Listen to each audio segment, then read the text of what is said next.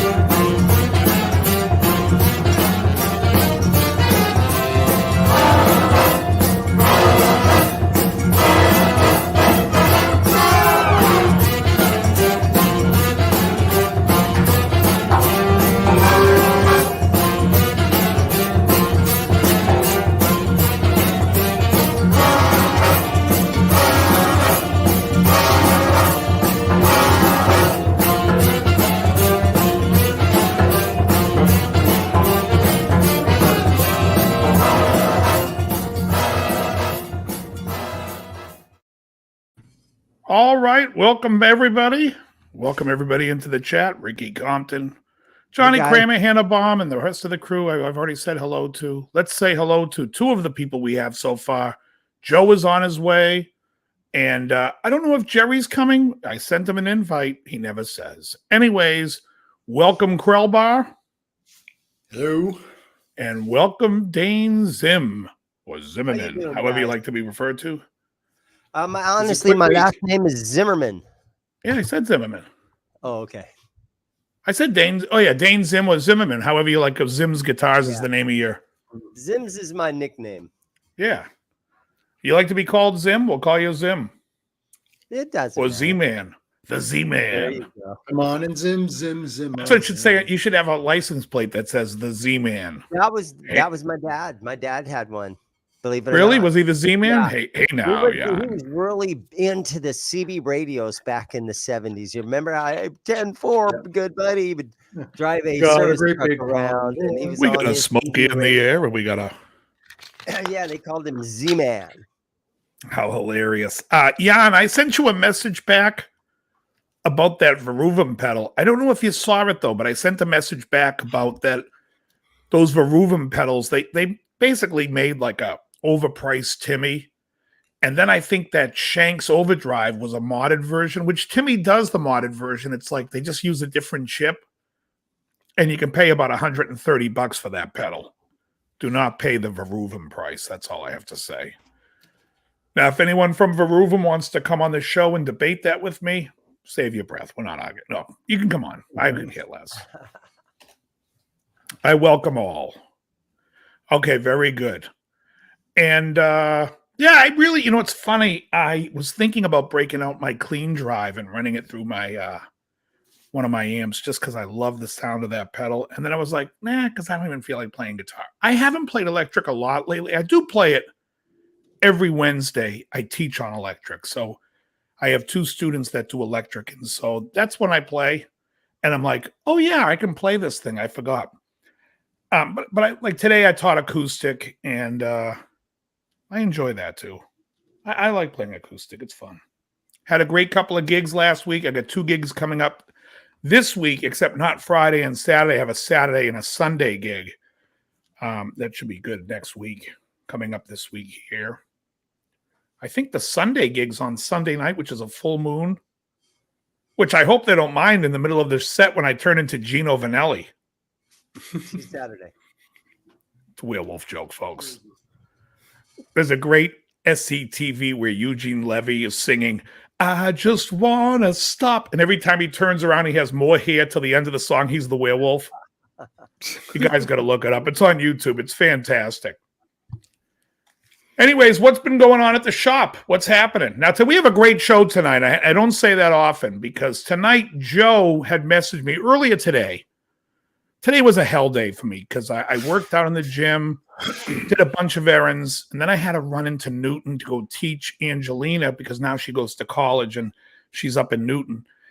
And after that, I'm like, well, I'm going to run to Waltham to go shopping. And then I came back and it was in traffic. So by the time I came home, I was starving. I ate. I lit up a cigar. And then Joe reaches out to me with Comedy Gold. He has a list that he found on the internet of the 25 greatest bands of all time, and they're ranked.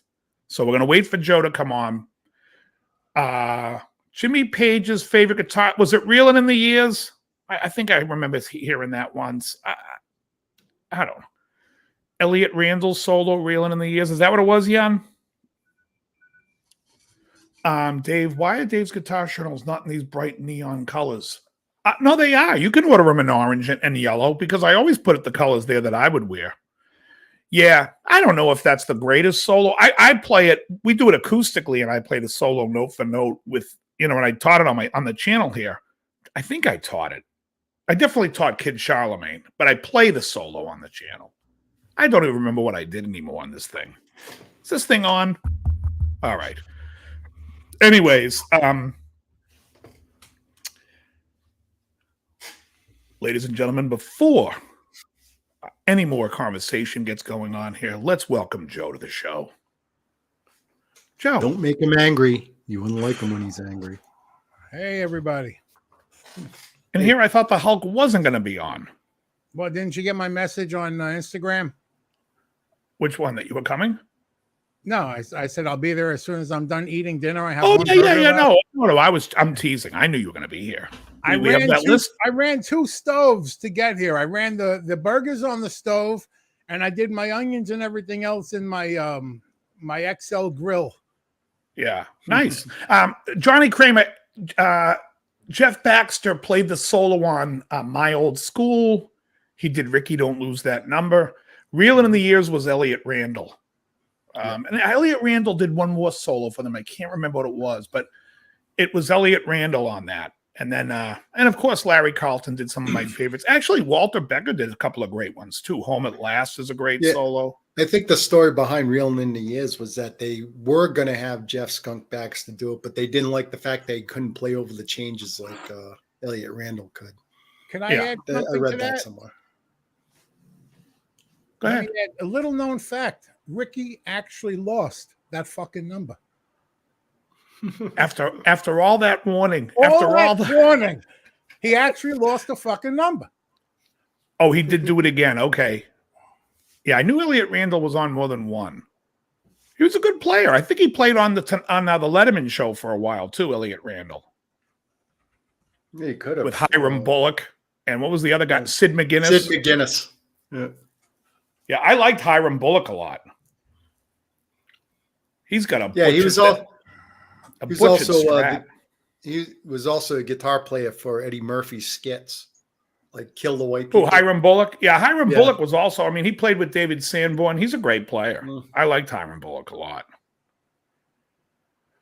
Yeah, Joe, you're losing more and more weight. This show pretty much is going to be endorsed by Jenny Craig soon. Yeah. Thank you.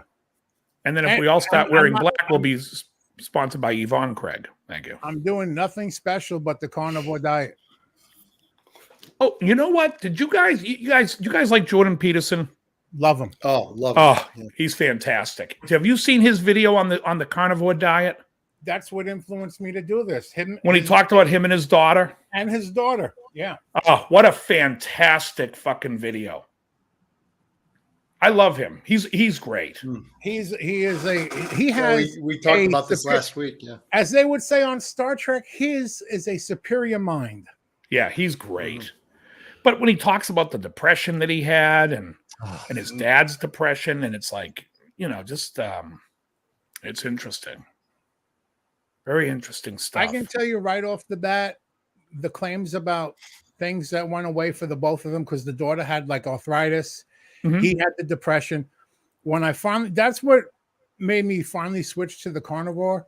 And I was in a fucking pit of depression. That was gone.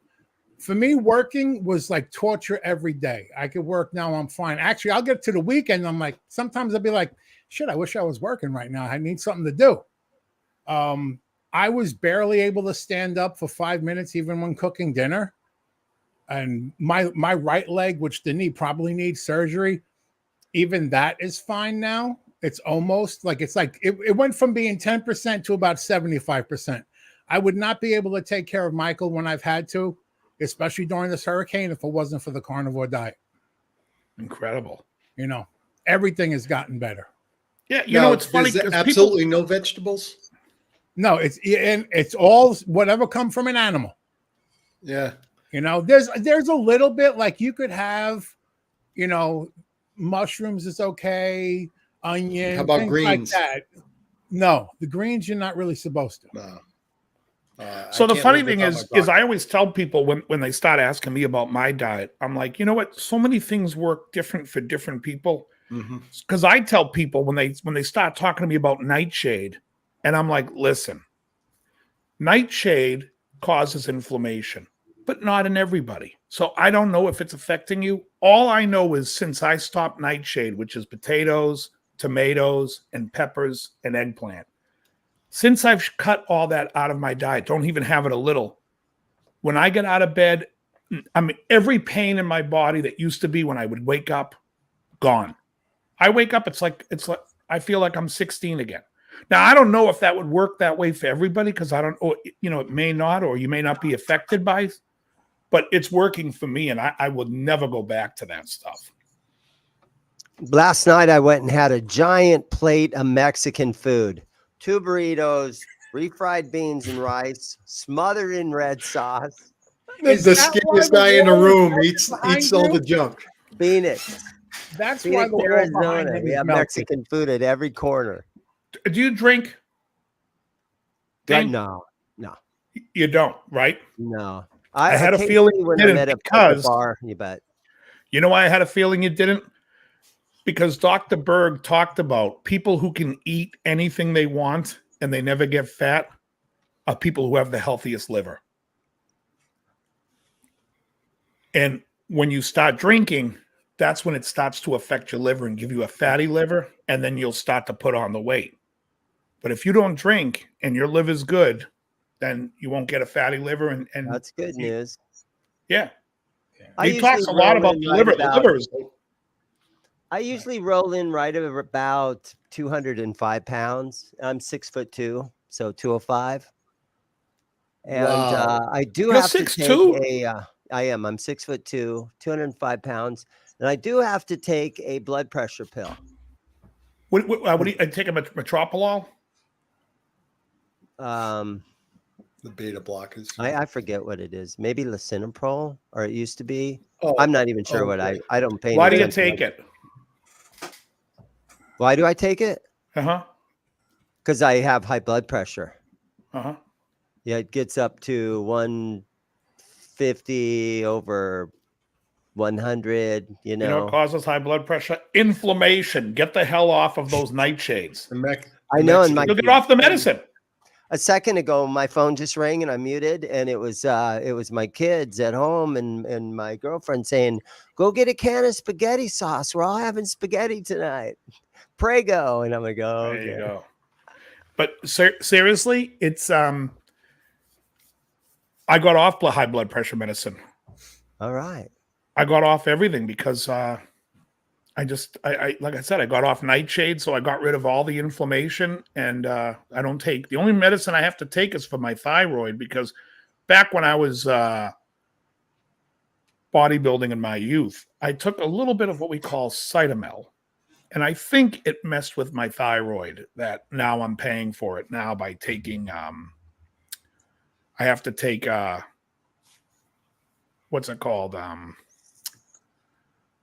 Armour thyroid. I don't take levothyroxine. That is the worst.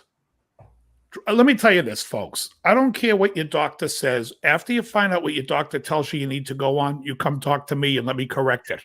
I enjoy it like that.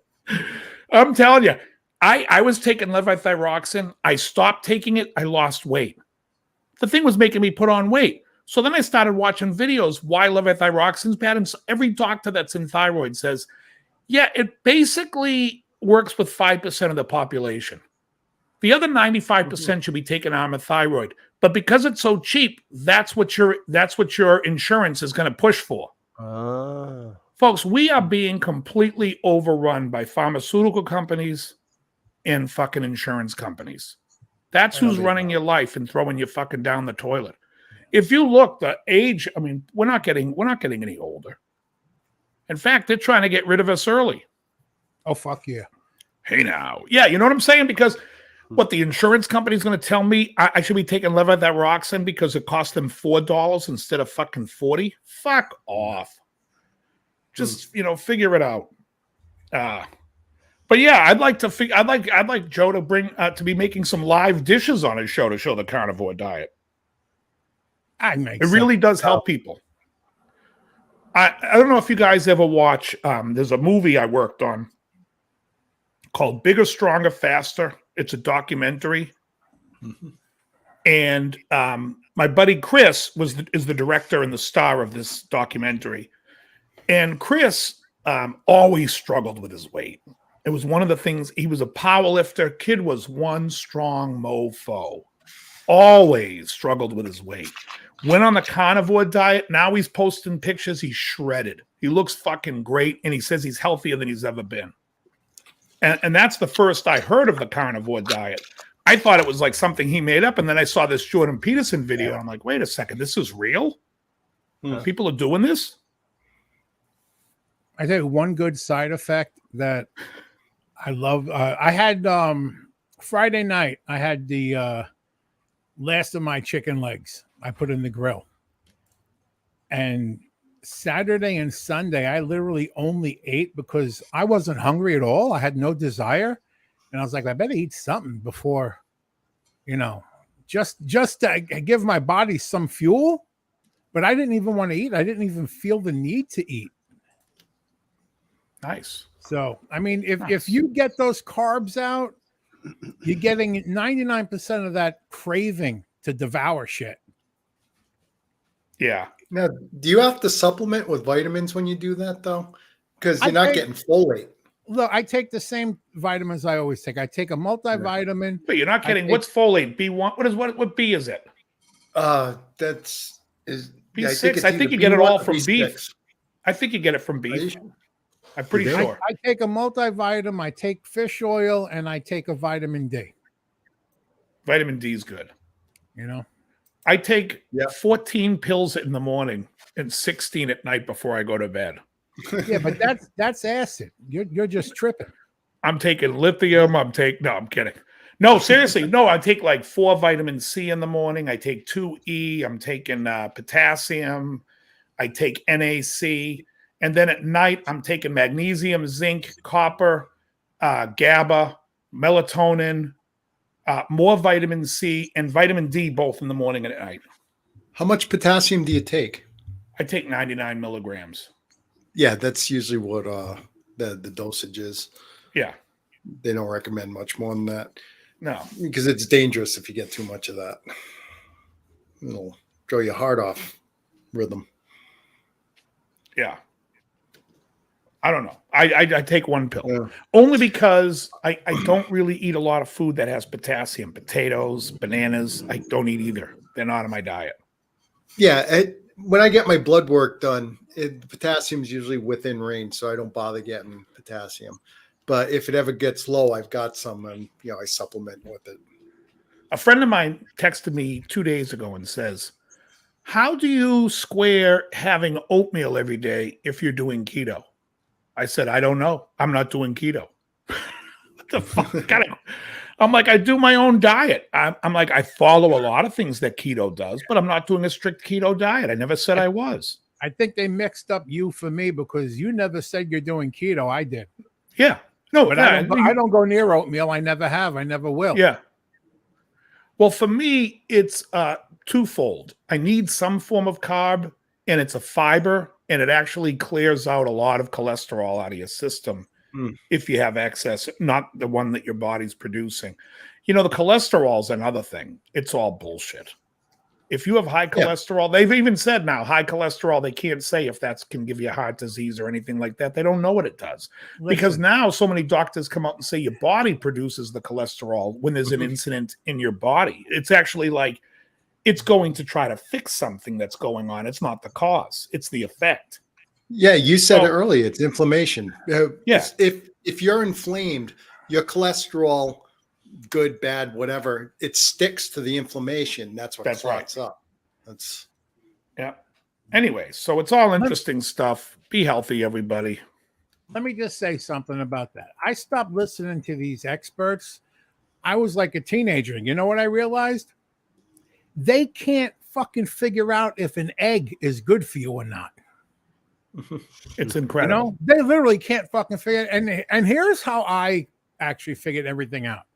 If God made it, it's good for you. If we fucked with it, it'll probably fuck you up. There's a girl, she has a channel on YouTube, and she did a video where she eats 5 to 7 hamburgers a day for a year and shows what it did to her body, how she feels. And she's like, you should see my dumps. They're great. And she's like, I know, but then she's laughing. She goes, I'm not going to show you pictures of my dumps, but it's like, but this is how the girl talks. But she got lean. She lost a lot of weight, and she's like and she gets everything tested at the doctors, and she's like the healthiest she's ever been. But pure carnivore diet, but just hamburger. I'm going to step out for a second. I'll be back. All right.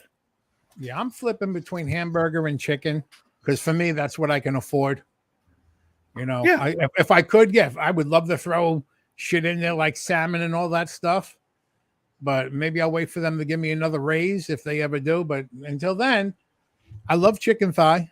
I love the chicken thighs. It's good stuff. Myself, what I'm going to do is cheap and good. A lot of the recipes I have to figure out for my grill. There's really no cookbook for it, so you got to figure it out yourself, the time wise and the heat. I want to do the chicken, but I want to wrap it in the thick cut bacon. That's going to be good. Yeah. Now, the one thing they do say with the carnivore, just make sure because a lot of people don't go lean. Don't worry about that. Yeah, you can't. Fat, your body needs the fat. So I tell them, I'm on the baking. You know what? Yesterday when I cooked, I had like breakfast. I made bacon. No, I made that pizza. I'm still trying to do the pizza. So I wasn't carnivore for one day on the week. I'm trying to do this keto pizza thing, but still it's very low carb. The only thing that's not carnivore in there is the almond flour. And it's not that much of it. But I leave the bacon grease in the pan. Then later on, I cook my onion and burger in there. Nice. I'm not worried about it. Yeah. It's good. No, Ricky, there isn't. And that's the thing. That's why they want people eating bugs and that fake meat, because they want people to die. These psychopaths have it in their head that there should be a certain amount of people in the world, and we're over that number by about 7 to 8 fold. They don't want people healthy. There's no money in healthy people.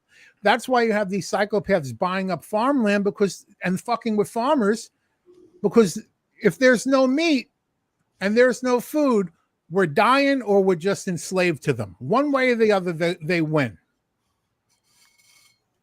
Yeah, it's fucked up.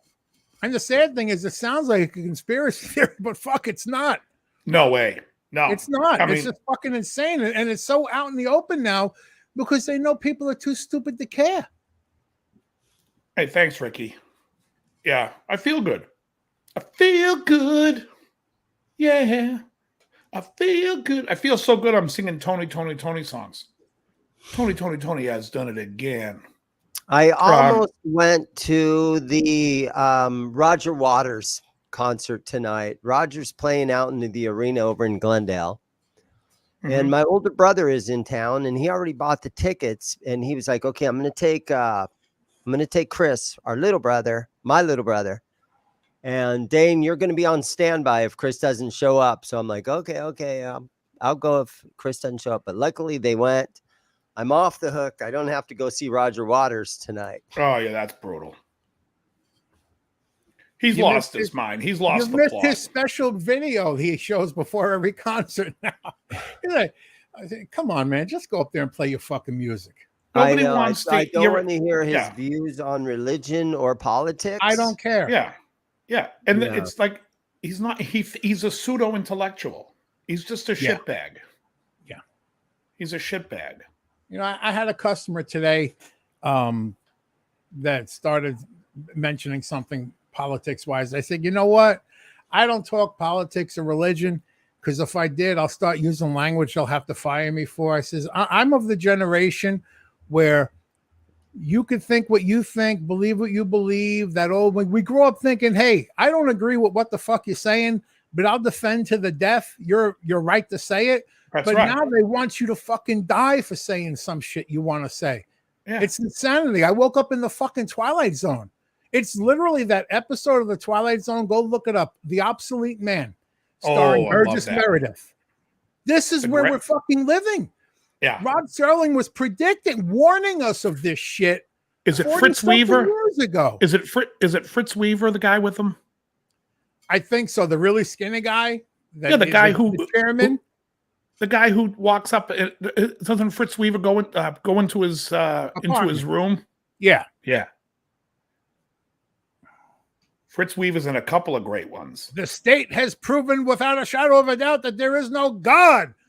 You cannot banish God with an edict. I mean, the dialogue is just it's beautiful. A great episode. Well, Rod Serling. I'm so impressed that you know that episode. I got my respect for you, just like fucking, like the Grinch's heart. It quadrupled. Well, the Obsolete Man's one of the best episodes. It is. And you know, when I was growing up, for me, it wasn't. In a couple episodes, so wasn't he? He's in 3 or 4. One. Oh yeah. Yeah. No, I remember that one too. He's in the one with the guy with the glasses who he's alone in the world, and then he breaks his only reading glasses. He's in Time Enough at Last. He's also in another great episode, Dingle the Strong, where they give him the super strength, and then later on the other aliens come in to give him super smarts. But that's with fucking Don Rickles in that episode. Oh, it's great. That is a great. I love that show. Wow. I saw when I got the email, because I have Walmart Plus, it's like a Instacart and stuff. I got them, and I almost let it lapse, but when I need it in a pinch, they're really good. They don't communicate with you while they're shopping, but I've never had them fail me. They send an email, hey, because you're a Walmart Plus member, you get free Paramount Plus TV. And I'm like, that's where all the Star Trek and Twilight Zone is. Win situation. It's like, leave my groceries by the front door. I'm watching Trek right now. Excellent. Then I kind of remember the little kid that was in Lost in Space was in a Billy Mumy. Bill Mumy. Yeah, Bill Mumy. Mm-hmm. Yeah, he was in Barnes and You're a bad man. You're a very bad man. Yep. Oh yeah. Fish heads. Party in my pants. What was the other? Yeah, he's also in a Twilight Zone episode. He's the right. The monster lives on Mayberry Street or whatever it is. But there's also one where his dead grandmother talks to him on the phone. Is Kevin McCarthy in that episode? Ooh. Which one's Kevin McCarthy? He's either in the episode with Billy Mumy or he's in the modern one. When they did that same one. That's it. The modern one he is. I'm pretty sure. Because I love Kevin McCarthy. He's one of my favorites. You know him from UHF. Yeah, he was in 10 too, I think. With Dudley Moore. He's on an episode of Columbo with Ann Baxter. Let me see. He was in. He's in the remake in the Twilight Zone movie. That's it. Yeah, he is great. Yeah, I love him. Yeah, I do too. His face is so expressive. Body Snatches. The original. Yeah, the original and the remake. Who was he in the remake? In the remake, he had a bit part as the crazy guy that runs into his windshield. Yeah, Kevin McCarthy is great. I also think he's in a movie called The Roller Boogie or Roller Derby. It's the one with Raquel Welch, where she's the roller skating. What do they call those? The roller derby. What is it when they try to knock each other off? That's it. Yeah, roller derby. Yeah, I think the movie was called Roller. What is it? Sorry to interrupt. He actually is in the original. In some episodes of Twilight Zone, but I don't think he's in that one. Oh, nice. He's He's great. Remember the one, Long Live Walter Kansas Jameson? City Bomber. What's the name of the movie? What's it called? Kansas City Bomber. And Raquel Welch, right? Yep, Raquel Welch, Kevin McCarthy. It's Oh, terrible. she looks good. Yeah, she looks good though in that. Yeah, well, you think people are going to see the movie because Raquel Welch is on roller skates bumping fucking butts with some other chick. Everyone was in the theater. Standing room only. I'm looking at pictures of Kevin McCarthy, and for some reason they threw in a picture of the Twilight Zone movie. What's the guy? The guy that got Vic Morrow. Vic Morrow, and that's my line favorite you play. scene. Didn't you hear a word I say? You don't get it. You don't get it. I don't get it. Do you have that ready to play? I love that. The last, hold on. Oh, yeah. Hold on. Here we go. Let me pull up Vic You Morrow. hear what I say. You understand what the hell I'm talking about, do you? You don't understand what the hell I'm talking about, do you? Folks, I'm going to have a Quest cookie right now because I'm getting the hungry horrors already, and I just ate before I came on. I actually got to my punk band about 15 years ago. We played at a roller derby match where the girls were skating around, and I actually dated a roller derby girl for about 6 weeks. Really? And she had her little stage name was Joan Threat. And she was super cute, and she hurt a rib or something one time at a meet and then just quit. So yeah, those girls, they come and go pretty quick in that. As soon as they get hurt once, they're done. Interesting story about Joan Threat. She couldn't wrestle for shit, but you should see her box. Joan Threat. Thank you. Crowbar got it. Yeah. It's a horrible joke. Oldie folks. but a goodie. Oldie but goodie. It is an oldie but goodie. Now, Joe, I was telling everyone before you came on, I'm smoking a cigar in my garage. My pants are around my ankles. No, that's not true. You messaged me and said you found a list. Oh. And I came across that when I was at work last week, and I saved it, hoping we'd rip it apart. It's a list of the 25 greatest rock and roll bands. Now, and I just go through the first 3, and I'm like, I'm saving this for the show because this is fucking absurd. So just to be clear, the website is called New Arena, and it's a sports and recreation website. They basically rank, sports stuff, music stuff. This list is right up there with the hipster doofus bullshit that goes on in Rolling Stone magazine. Yeah. And some of these bands should be in the top 25. Yeah. I don't know if they're numbered correctly in the top 25 or in the right spot. And then there are some bands that I think have no business being in the top 50. Absolutely. And some bands don't have any business being in the top 200. Yeah. And then there are some bands that aren't even there. So if you go to the private chat, Joe, do you see the list? Let me see. Go to private chat. No, I don't think anyone's put it in there yet. How about now? I've got it. There we go. Yeah. Yep. Oh, you went and broke down the list? Okay. Oh, yeah. Well, I'm going to make it easy. I'm not going to sit there and go page by page. That was all right. So let's discuss this list. Number 25. Are there any guesses in the chat? Anybody have a guess what the 25th greatest band of all time is? The Buggles.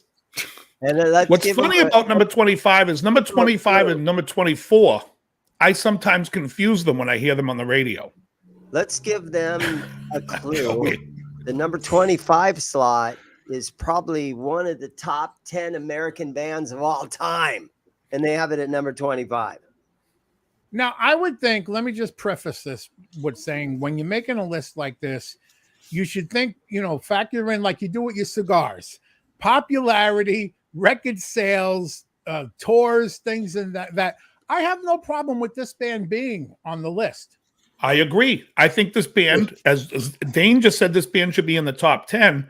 Yeah. I would say at least 15 for me. And I could buy that. I'm from Boston.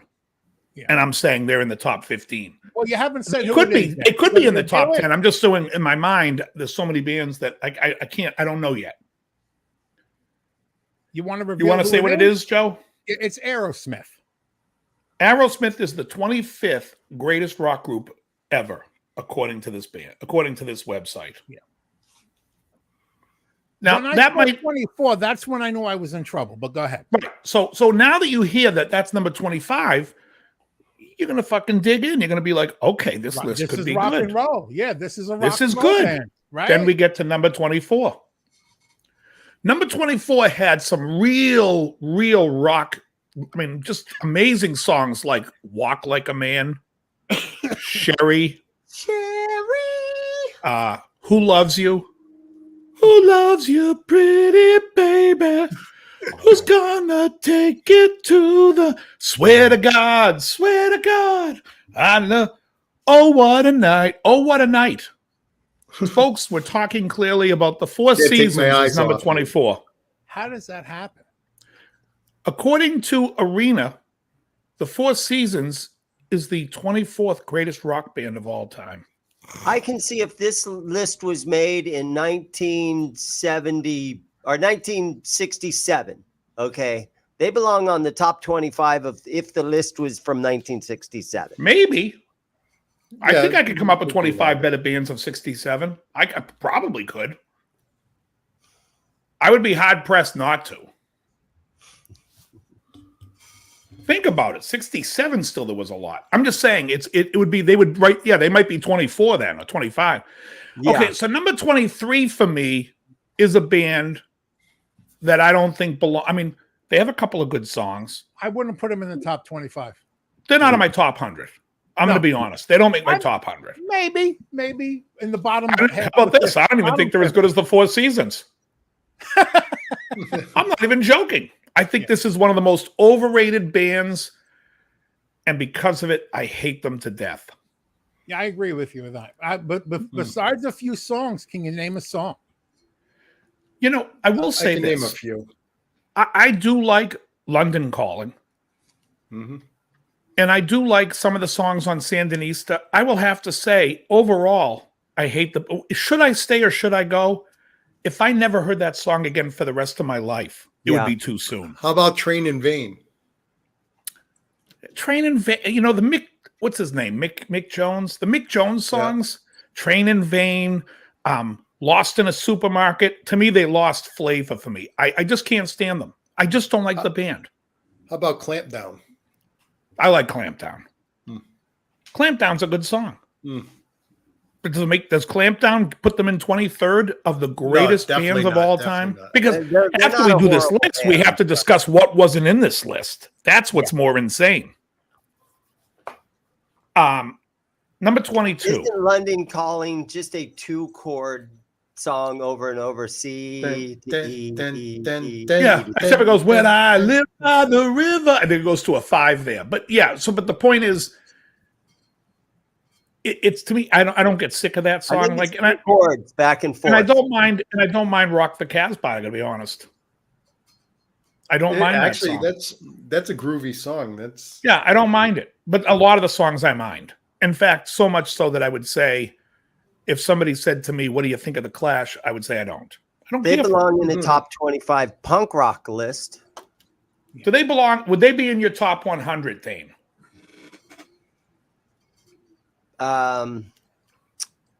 Yeah. You'd have to put them in that's your fair. They wouldn't be in mine, but that's fair. But wait till we start talking about what's not in here. Number 22 is a. Here's my problem with number 22. In the 70s, he had a great career. In the early 80s, he had a great career. Absolutely. And after that, his career sucked. I think the 80s are terrible. After the 80s, this guy's career is terrible. We're talking about Bruce Springsteen and the E Street Band. And he's going to end up on every top 25 list. My thing is, I don't see that as a rock band. I see that as a rock star with a backing band. It's like Aerosmith is Aerosmith, Bruce Springsteen, and the E Street Band. Well, Yeah, let's just say and he that. would dump I'm them just at a gonna. I moment's don't notice. agree. I'm gonna. I mean, I think it's like you said, the stuff in the 70s is amazing. Yeah, I mean, Darkness at the Edge of Town, the Born to Run album's phenomenal.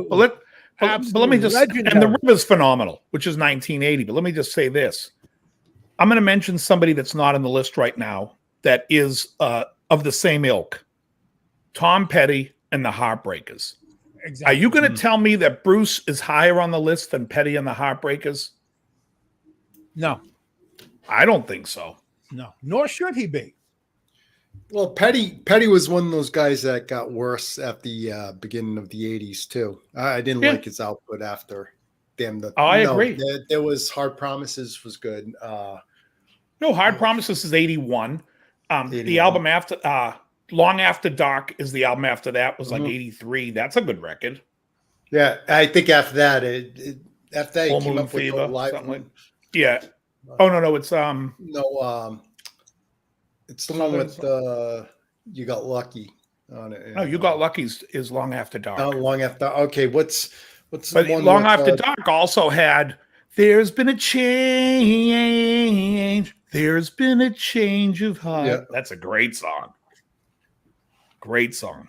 All right, moving on from 22 down to 21. Southern accents. Yeah, Southern accent. I said South. I couldn't remember the name. So going down out of 21, we have a band that has been described as, how do I say this? They compare Eric Clapton to coffee. They say it sucks without cream.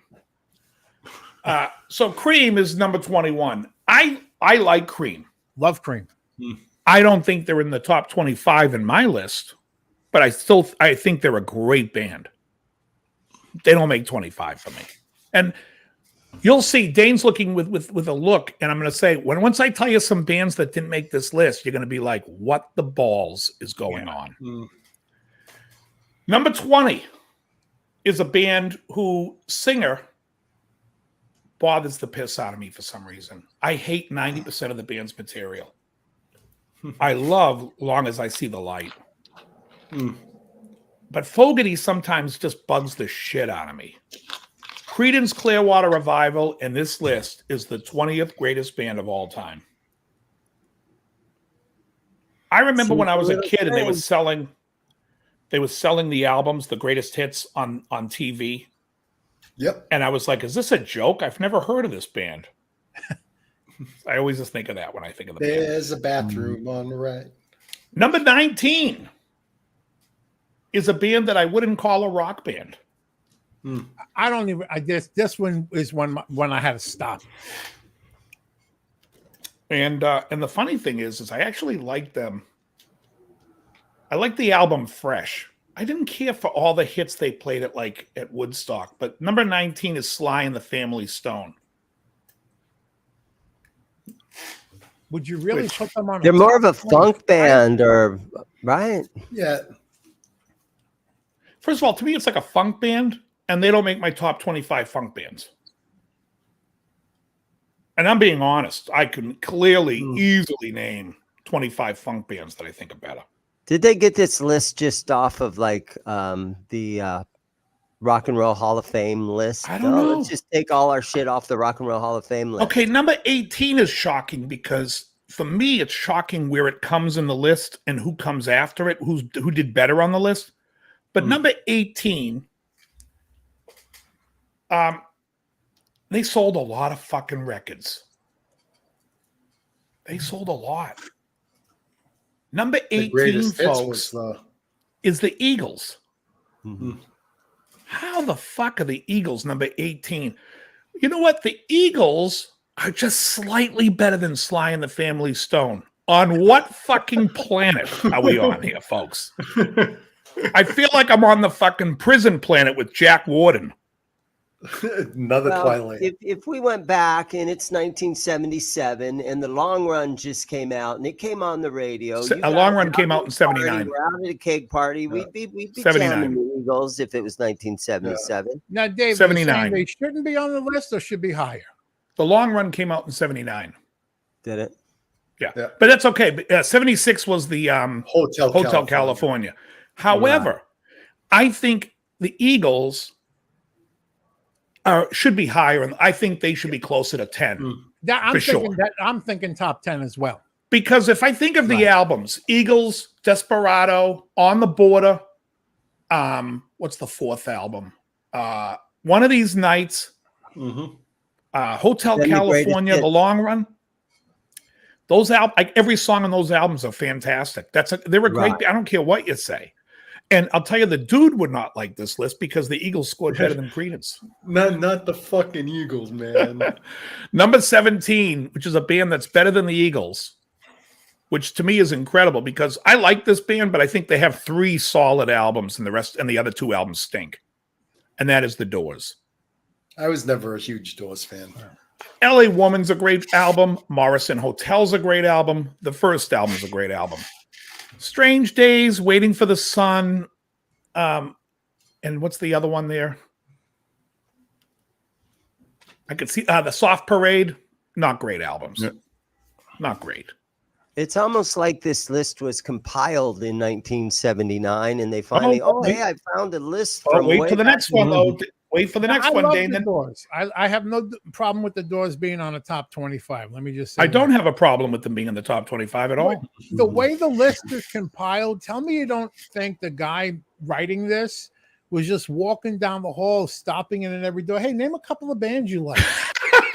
That's how it feels like it was compiled because it's so fucking random and chaotic. Mm-hmm. Well, wait till you hear number 16. So number 16 for me is a heavy metal band. I know a lot of people like this band. I do not. I do not think the singer can sing. And I just think the melodies and the guitar playing in the band is, I would call, less than what I would enjoy. The band is Metallica. Shit-Metallica. I don't like the them. Eagles, the Doors, Aerosmith. Yeah. I mean, and I know people like them, but come on, Saint Anger, that album stunk. Reload, Load. After the 80s, I mean, the Black Album and on were just total suck fest. I love Metallica. I saw them live opening them for Ozzy. Cliff was still alive. It was amazing. But for me, I like Master of Puppets. I think that's an amazing album. I like Death Magnetic. Like even, And Justice for All is okay. What? I don't know. Other than that, I'm not, They took a lot of flack for Justice for Ricky All. Compton. I'm more of a Megadeth fan. Yeah, I was about to say, if I have to go with one, I want Megadeth. Although Megadeth has a new album out, and I think the only original member of the band is now Dave Mustaine. Why keep the name Megadeth? Just say it's Dave Mustaine. The band, I mean, Megadeth to me, when I say I love Megadeth, is from Rust in Peace to Cryptic Writings. And let me just say this about Megadeth. I know this is kind of going down the beaten path, but I was thinking about this the other day. Do you guys know the album Risk by Megadeth? This is an absolute piece of shit album. They fired Nick Menza before they made the album, so Nick's not on the album. So Dave Mustaine, let me correct that. Marty Friedman worked out this elaborate solo for the song Breadline. And he worked it out, and they recorded it. And Dave Mustaine knew he did it and was like nervous that he wasn't going to like it. So Mustaine listened to it and said, no, I got to redo it.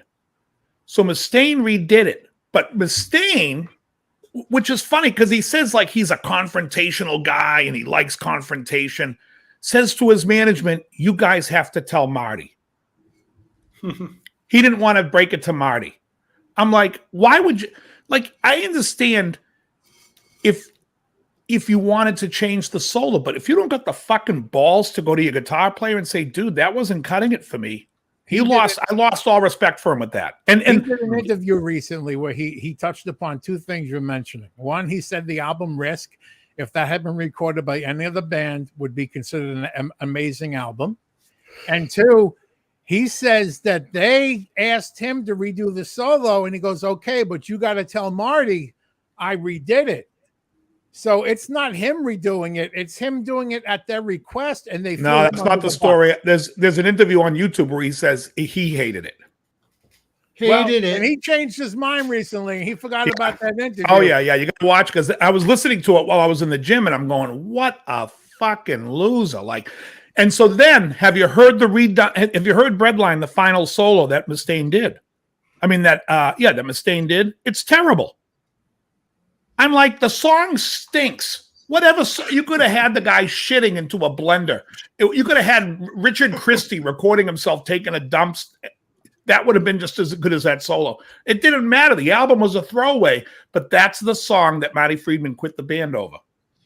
I'll tell you one thing about Metallica that I see here at my store. Every time I'm trying to sell a little amplifier to a kid and the parent is sitting right there, I'll put it in the gain channel and I'll go da-da, da-da, da-da, chum, chum, chum, chum, and I'll play a little Metallica riff, and the little kid's eyes just get this big, and that sounds great. And Alex 2112, Gene Simmons is my favorite singer in Kiss. He says Gene Simmons is a better singer than Mustaine. Gene Simmons was an awesome singer. Yeah. I love him on Nothing to Lose. Those early Kiss songs, Gene's voice is the rock bottom. Come on, he's fantastic. I saw that he one won't coming. lose his voice either. He's not trying to sing out of his range. Gene will always have his voice with him. He's not ever going to lose it like Paul or some of the guys that were forced to sing tenor. So number 15, just beating out Metallica. And it's funny because they so similar. Is the Jimi Hendrix Experience. Now, here's my problem with the Hendrix Experience. I mean, Hendrix is a great guitar player. Those songs are shite. I'm sorry. I hear songs like Foxy Lady and Stone Free. I'm switching the station faster than I can hear the broadcast letters. I mean, it's off. Well, that's the quote unquote hits. I mean, I like Burning the Midnight Lamp. Yeah, no. Of course, everyone has good deep cuts. I'm talking about the shit they play on the radio 24/7 that turns my stomach. But just like what I said about Metallica, when I'm sitting in my guitar shop and I'm demoing a fuzz pedal for somebody, you play a little Hendrix riff and they're like, oh, okay, I get it. And they buy the fuzz pedal.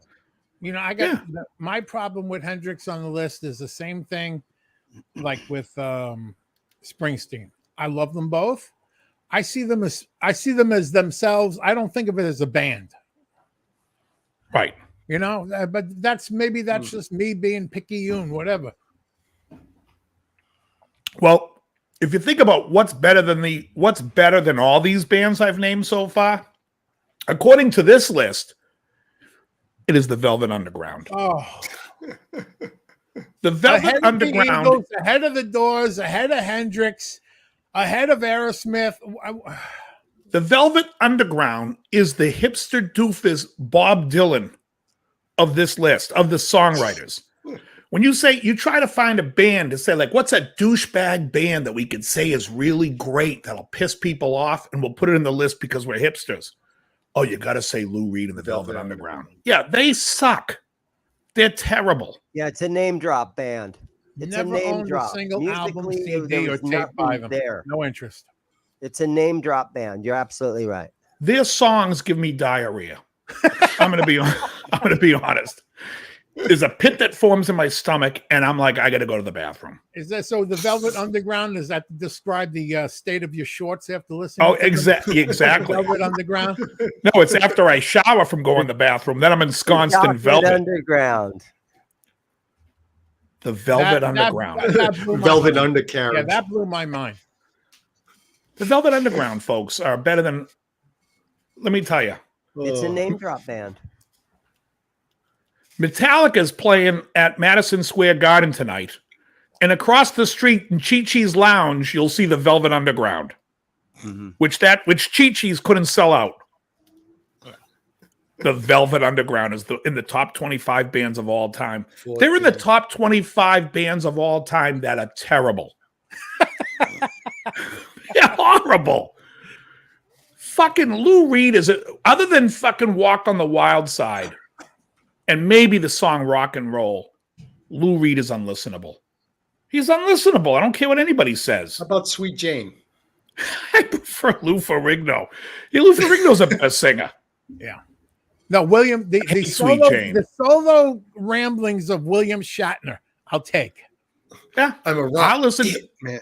Oddly enough, he's on the list.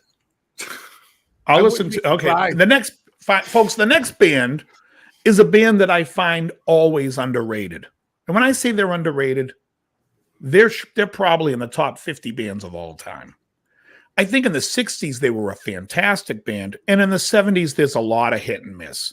And then in the 80s, if I hear fucking Come Dancing again, I'm going to hunt down Ray Davies. I'm going to fucking strip him of his clothes. I'm going to make him run through the woods. And I'm going to tell him he's got 3 minutes before I start chasing him with a rifle.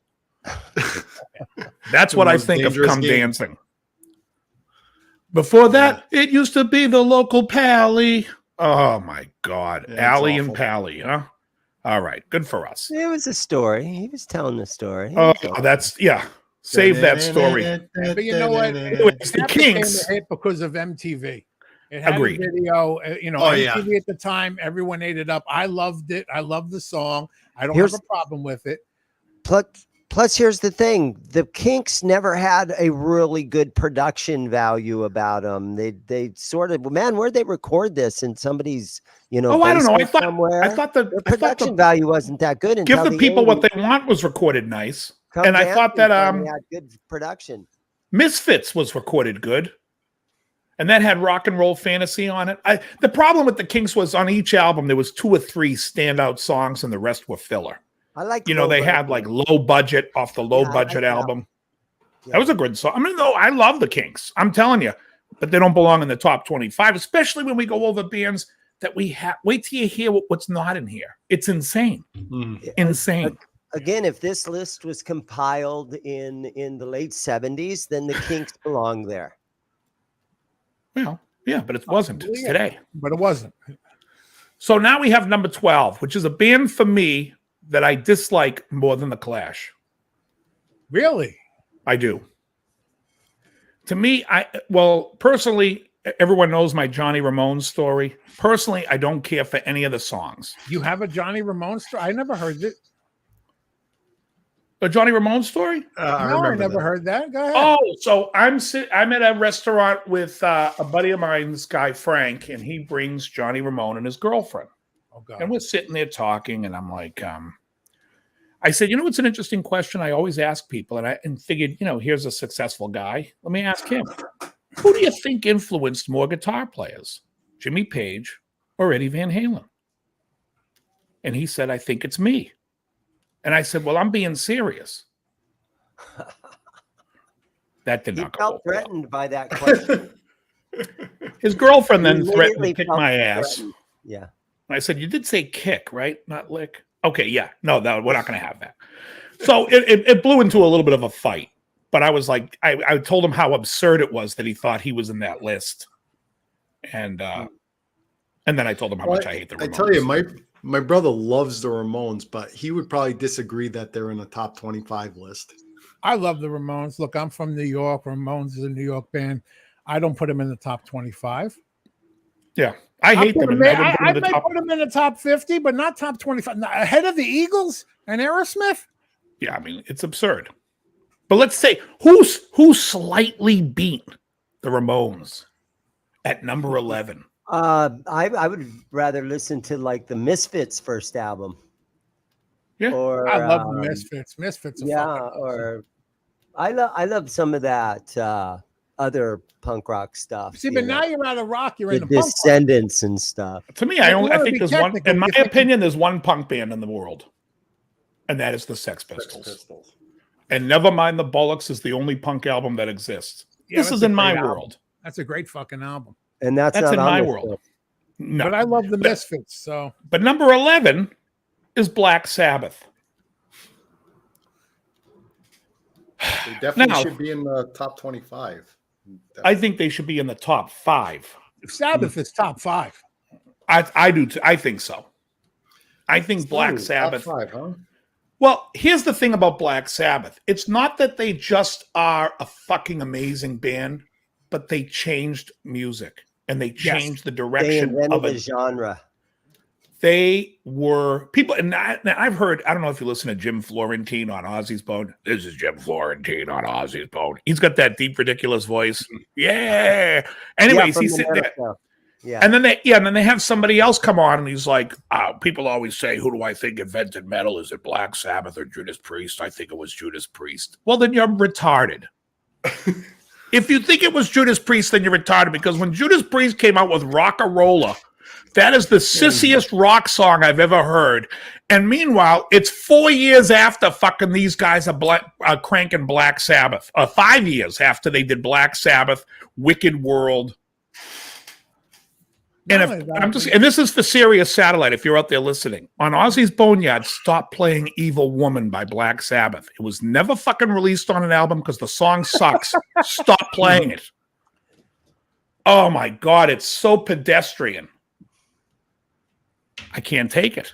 Once again, you think about Sabbath, still around, still fucking relevant. Look at the influence they've had.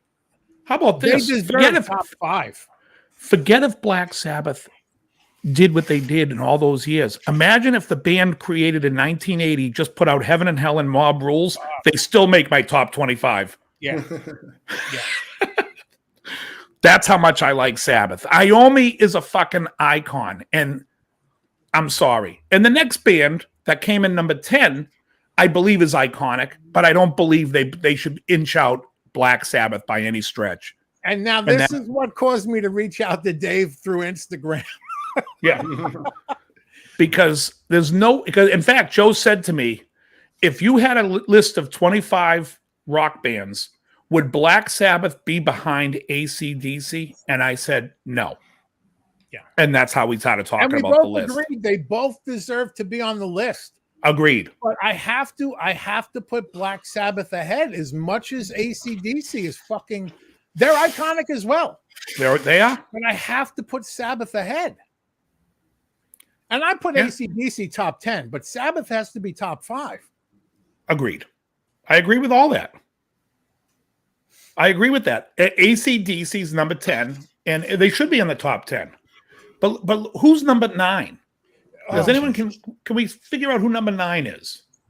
Let me tell you who number 9 is. Number 9 is a group that saw Paul Weller in the Jam on Top of the Pops, and they were like, look at guys, we don't have to be great musicians to start a band, and that's what they did. That's a true story. The band is U2, folks, and they should not be in the top 50. Yeah, they shouldn't. Their best material was the early 80s. And that's when the message got sent to Dave, because I just wanted to set him up for saying, well, would you put U2 ahead of both of those? Right. It is the thing about U2.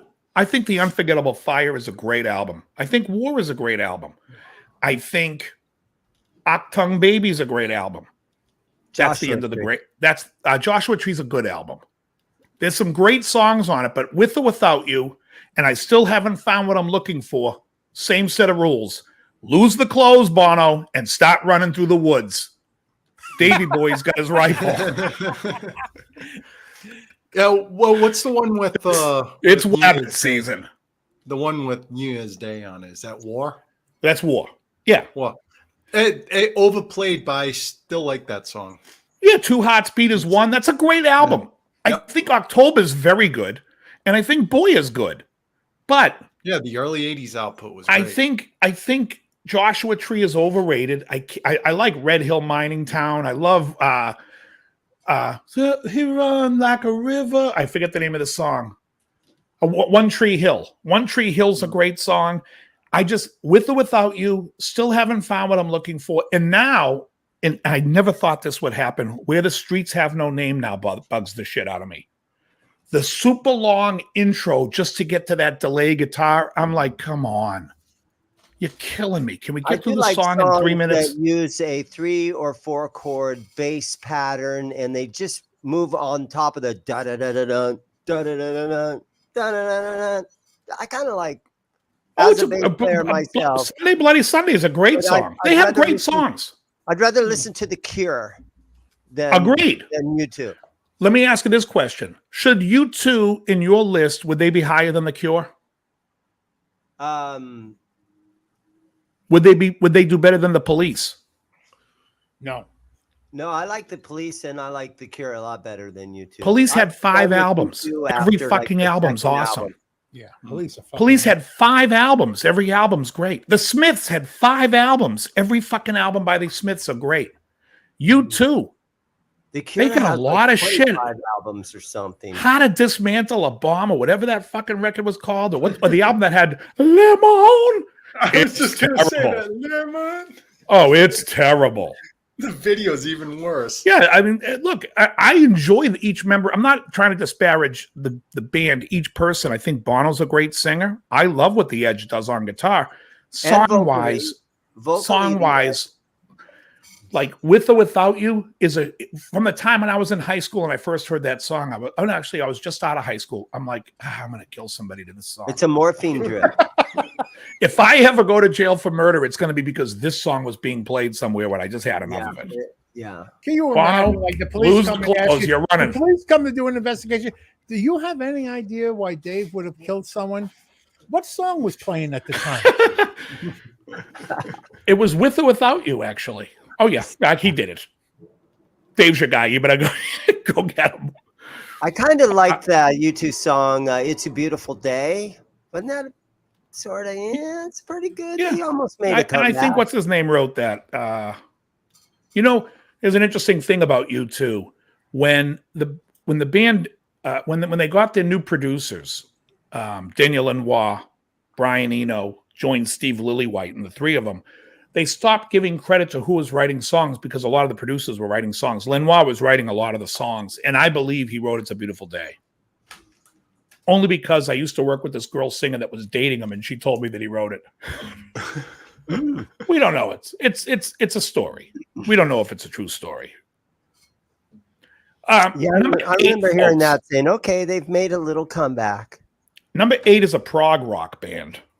And I do believe there should be more than one prog rock band in this list. But there's one. And that band is Rush. According to this list, Rush is a bigger band than Black Sabbath and AC/DC. No.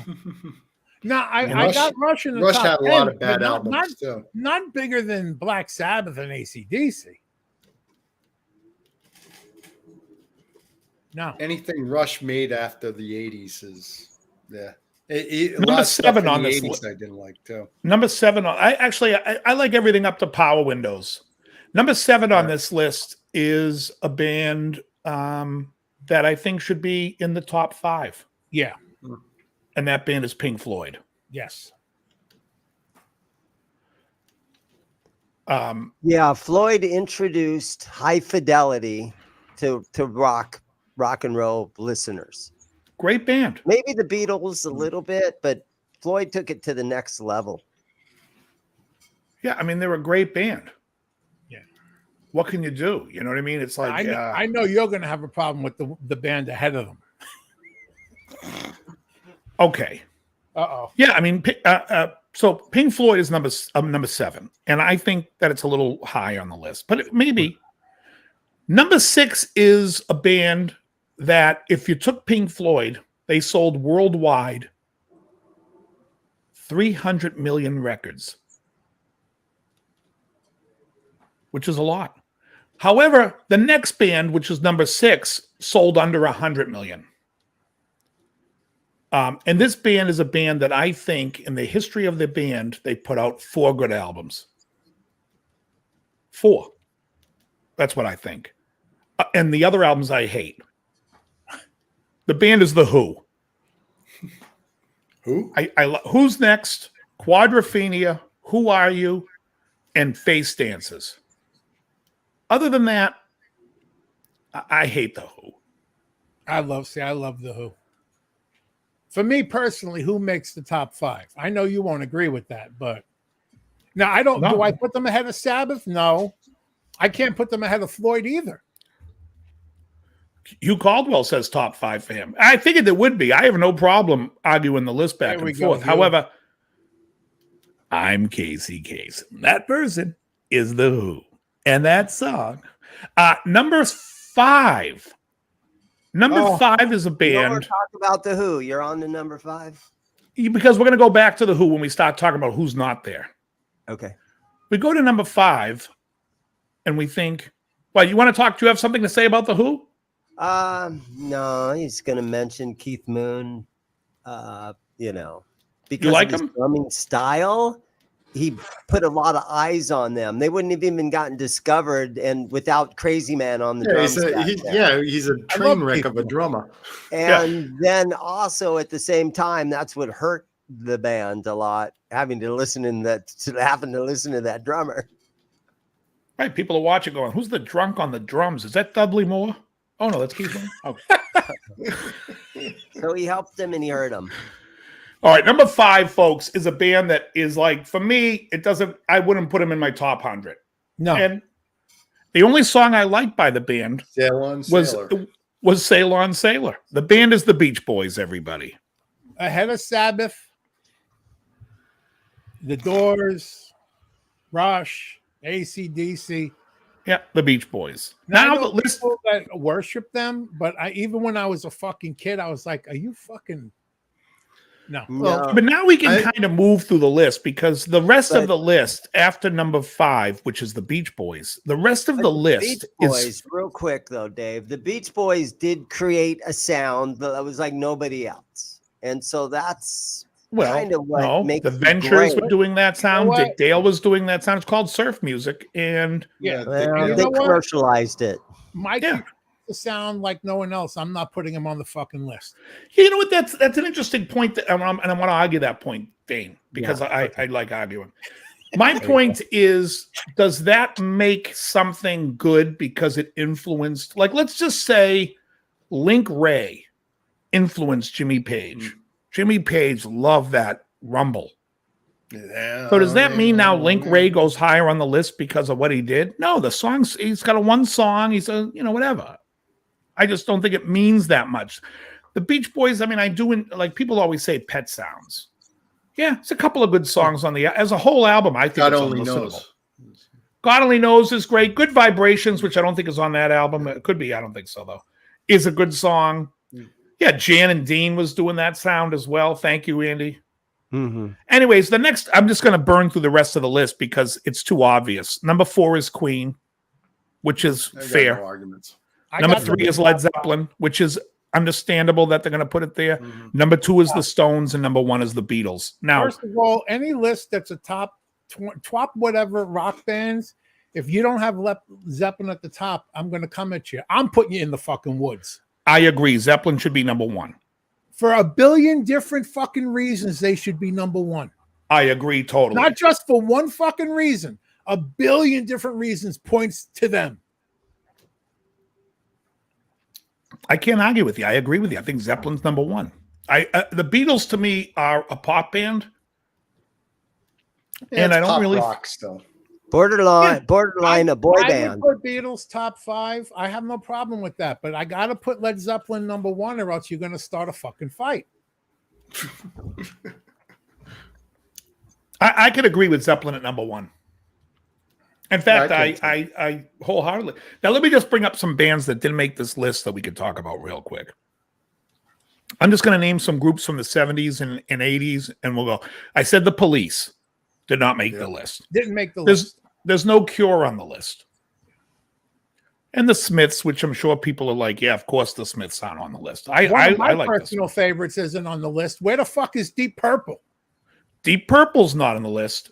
But going on with that particular, neither is Whitesnake, which I love Whitesnake. However, Foreigner, not on the list.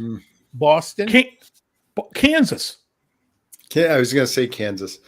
What about the mighty Van Halen? Van Halen's not on the fucking list. Judas Priest. Yeah. Iron Maiden. If I can see guys like Priest Journey. Maybe to say that's metal. Okay, that's fine. So is Metallica. Metallica. But I don't think they should have been on the top 25. Andy Dion, absolutely right. No Top. Skynyrd, no Allman Brothers. ZZ Top. One of my personal favorites is Mountain. I think they were amazing. They're not on the list. I would put them before fucking Sly and the Family Stone. Well, they're a rock band. Where's Yes? There's no Yes. There's no Heart. Fuck. No Blue Nile, absolutely. Hugh, you got me. It does really hurt that Van Halen's not on this ZZ list. Top. It hurts. Ricky. Yeah, ZZ that's Top. down Where the to fuck that, is ZZ yeah. Top? Where is Cheap Trick? Yeah, Cheap Trick too. Holy shit. No Deep Purple, no Cheap Trick.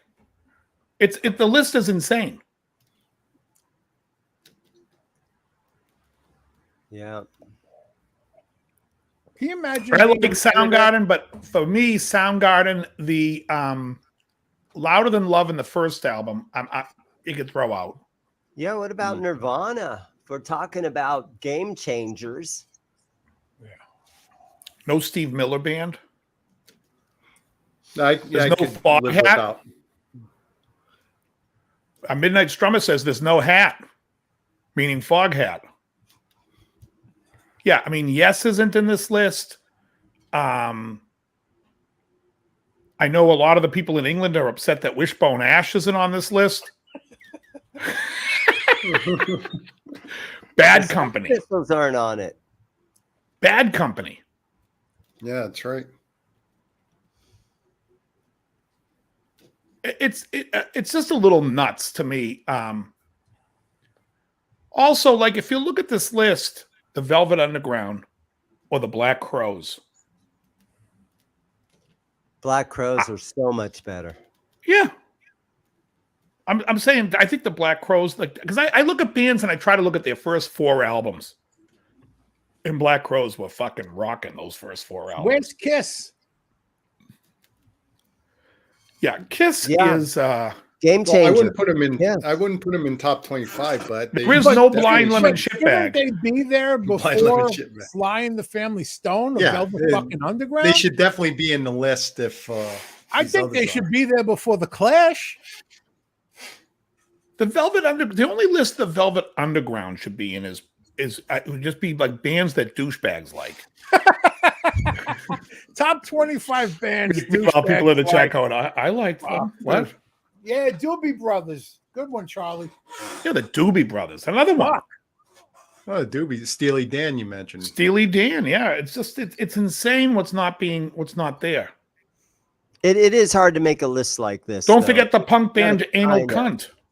Well, it's hard making the list, but it's not hard making a list without these friggin' bands in it.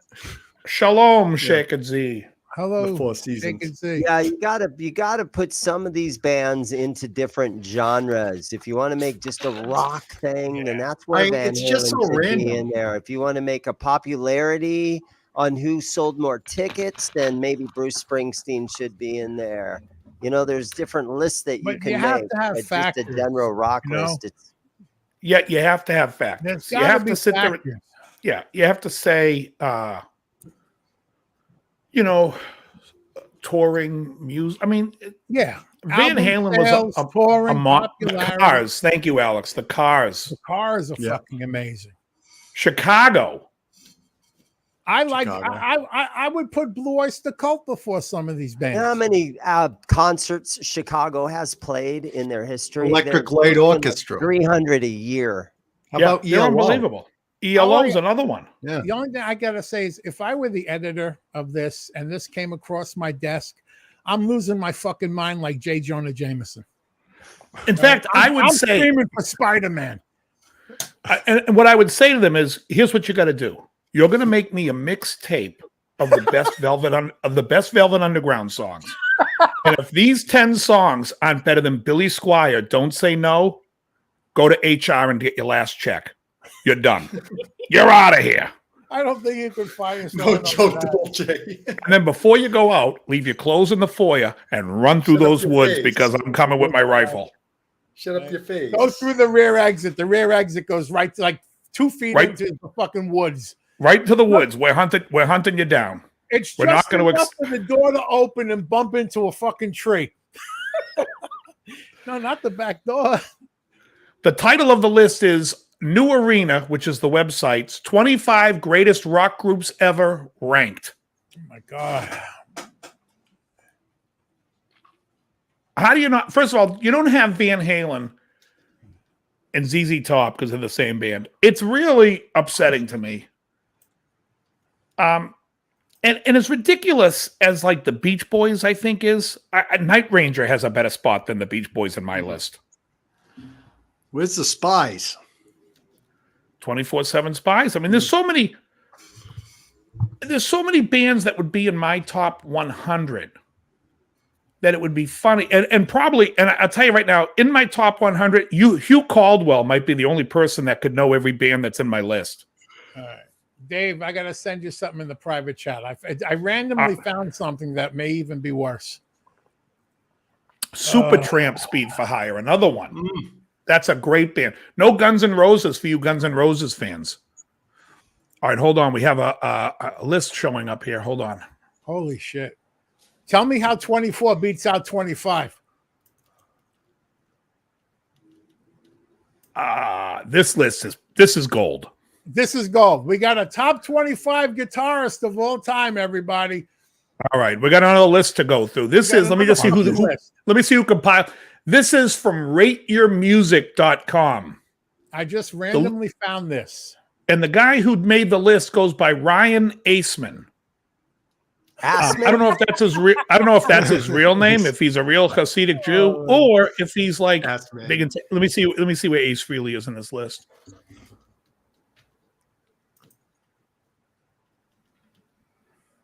Oh, I was thinking he was going to be number one. You can kind of. This is not even on the fucking list. No, but this is an interesting list because it's all over the place. Let me just say, hold on. Before we even go into this list, I just want to see how many guitar players in here that I think are terrible. One.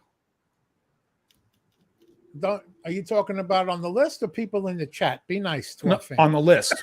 Two. I'm already guaranteed CC DeVille's not on the list, so I won't have to argue with Dave about that one.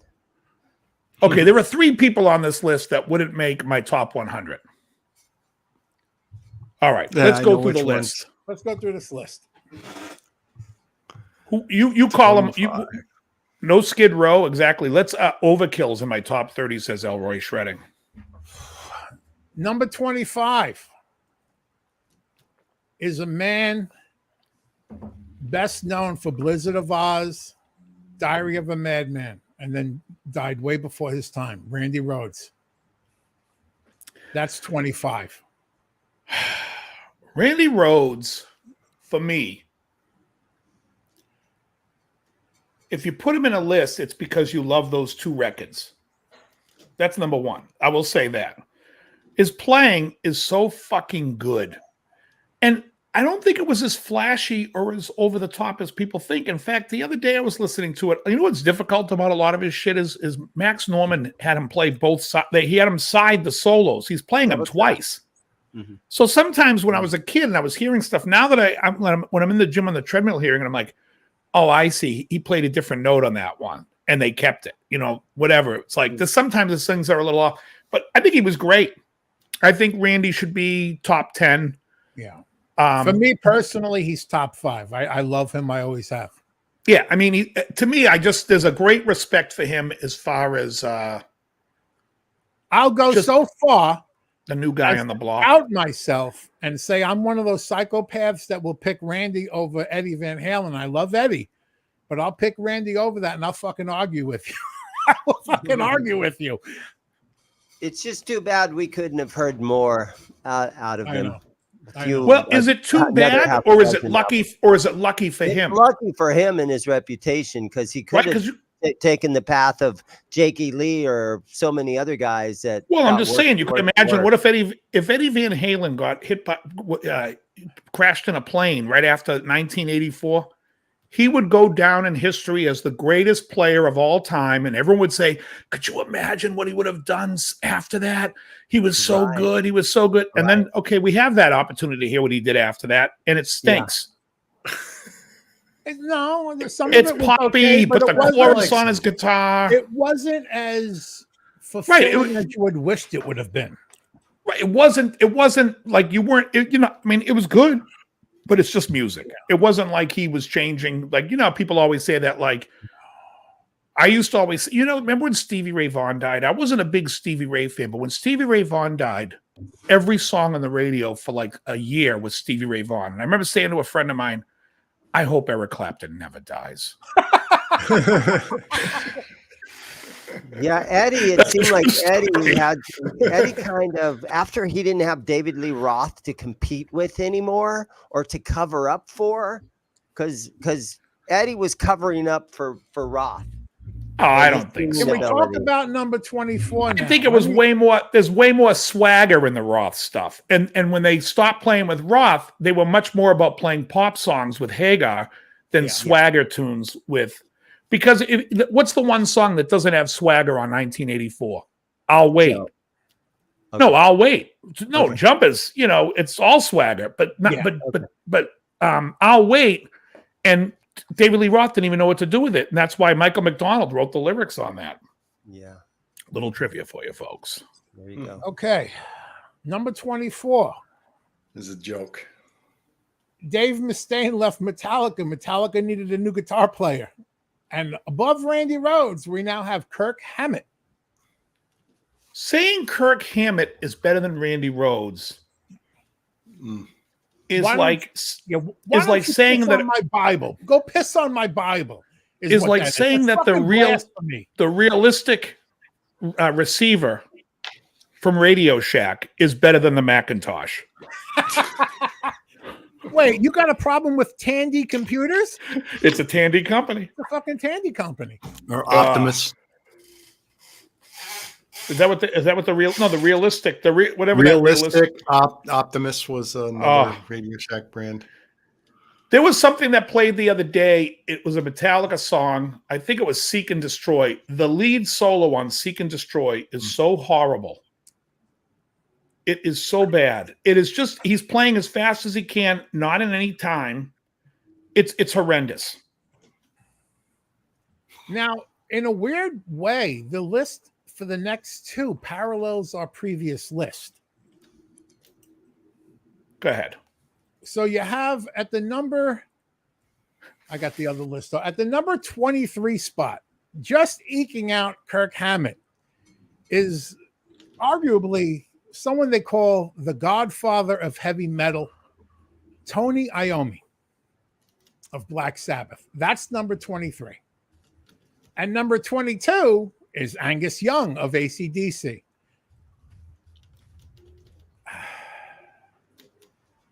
Where do you start with that, Dave? Well, first of all, Iommi, I think Iommi, see, if the list is saying the greatest players, are we also talking about importance? I think you have to. Doesn't that go into making you the greatest player? I do. And so therefore, importance, influence, legacy. I think some of Iommi's riffs alone, not even just the lead playing, but his lead playing is great. Riff master. He wrote riffs, unlike anybody.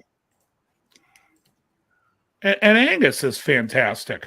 Yeah, I'm not saying nothing bad about Angus. These are two of my favorites, but I got to put Tony Iommi above him. I agree. I agree. I agree. I do like Iommi more than I like Angus. Agreed, Andy. Agreed. Yeah, Iommi is this again. He's like royalty for what he did. Yeah, you don't throw. Listen, here's the thing. There's a term we're all familiar with, guitar god. You don't throw that around haphazardly. But when you throw it at Iommi, it fucking sticks, it glows, it shines, and it's deserved. And Iommi, I'll tell you, there's something about Iommi. He improved as he played. When you listen to the playing on Heaven and Hell and the interplay with him and Geezer Butler, Geezer's like roaming all over the place in the song Heaven and Hell, and he's playing leads around it. Those guys are fucking on game. And that was the best he ever played up to that point. And I'm like, how's this guy improving that much? He was great. Yeah. Great.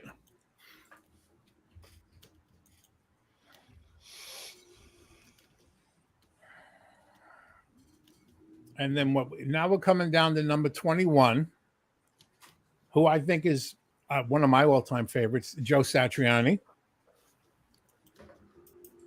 What is it? Joe Satriani. Now, he's one of your favorites? I love him, yeah. He is a great player. Okay. I don't put him above Iommi.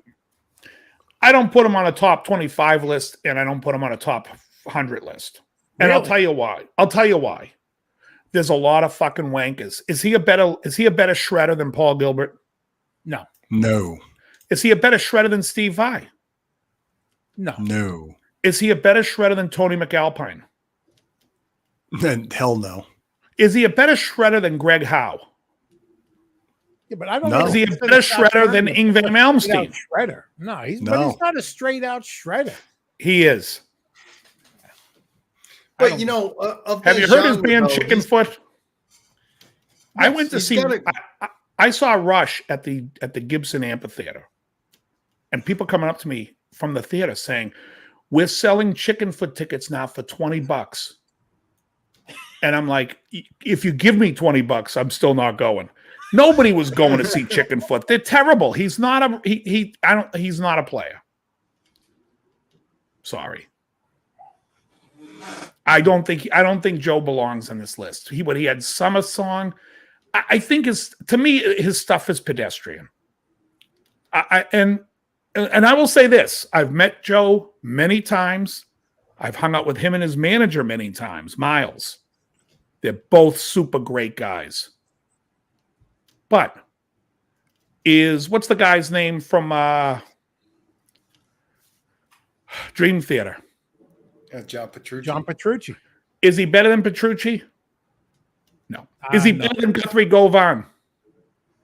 No, not many people are better than All right. Well, my whole point is he's like the only shredder on this list. What the fuck is he doing there? That's my point. Yeah.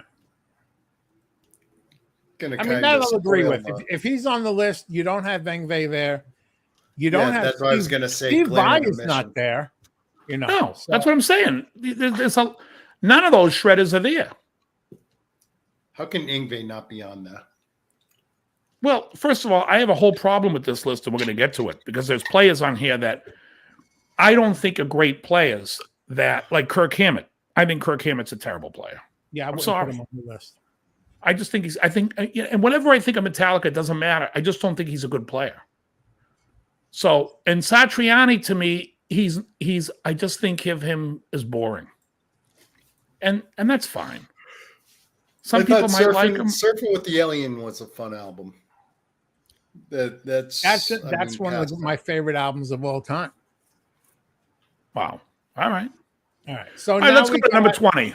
Go ahead. You want to take over? Go ahead. Number 20 is Keith Richards. Which the only reason why he's on this list is because he's going to outlive everybody on the list, and it would be pissed if he wasn't on it. Iconic, yes.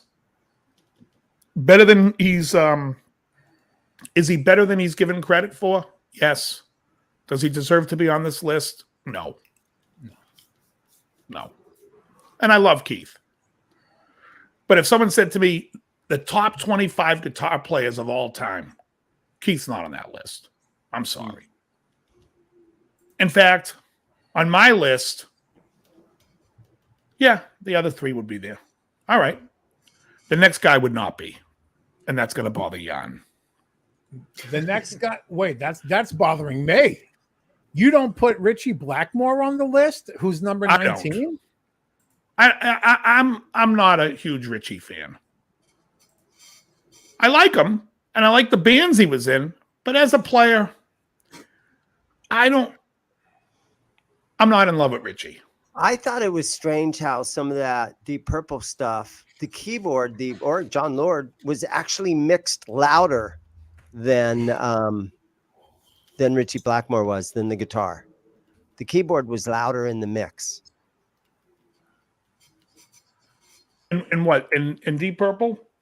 Yeah, like some of those On the Street of Dreams. Wasn't that Deep Purple? That's Rainbow. No, That's Rainbow. Okay, yeah. But Richie was playing in that. Yeah. He was so quiet in the mix. It's like, and there's no clarity in it or anything. Yeah. I just thought it wasn't mixed right for him. Yeah, that wasn't John Lord. Guitar player. You got to highlight that guitar player. And in the Rainbow stuff, who was the singer in that? Don't get me wrong, Joel Turner. Again, That's Jan, right. you're coming from what your influence is. I'm saying just so I can be clear, on my top 25 list, number 1 is going to be Alan Holdsworth all day. He's not on this list. But Alan Holdsworth is my favorite. Now, he's not a rock guitar player, but he's fusion, and that's jazz rock, so fuck off. He's in my list. There'd be a lot of players like that. You know what? Let me tell you. You can hold his hand when I throw the both of you out that back fucking door into the woods. You can fucking run off holding hands. It's just the next time you listen to Street of Dreams, listen how quiet his guitar tone is in that, how it's mixed underneath all the rest of it. Yeah, but that's a subdued song. Even his solo it was a pop song. Subdued, melodic, beautiful solo.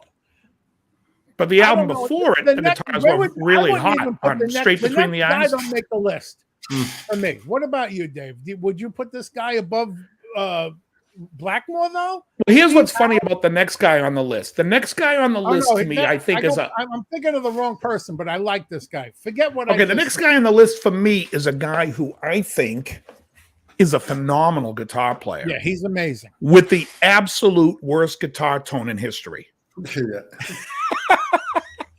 Just how I think. I've never liked this guy's tone. I'm looking at the photo. I was thinking of the wrong person. So forgive my ignorance. I think his best tone was on Asia. I think his best tone is on Drama. Really? I gotta go back and listen. Which is he was using a Strat. It was like the only album he used a Strat on. I think his best tone is on the acoustic. Look up the song Tempest Fugit by Yes. That's his best tone. Yeah, because if you listen to him on Fragile, that is an awful tone. Horrendous. So, you know, of course, we're talking about the legendary Steve Howe of Yes. Yeah. Now, number 17. I love this guy. I don't know that I would put him above some of these other people. Mark Knopfler. Great player. Amazing player. Not in my top 25. Yeah, I was going to say, if I really sat down and put together my top 25, I don't see him being in top 25.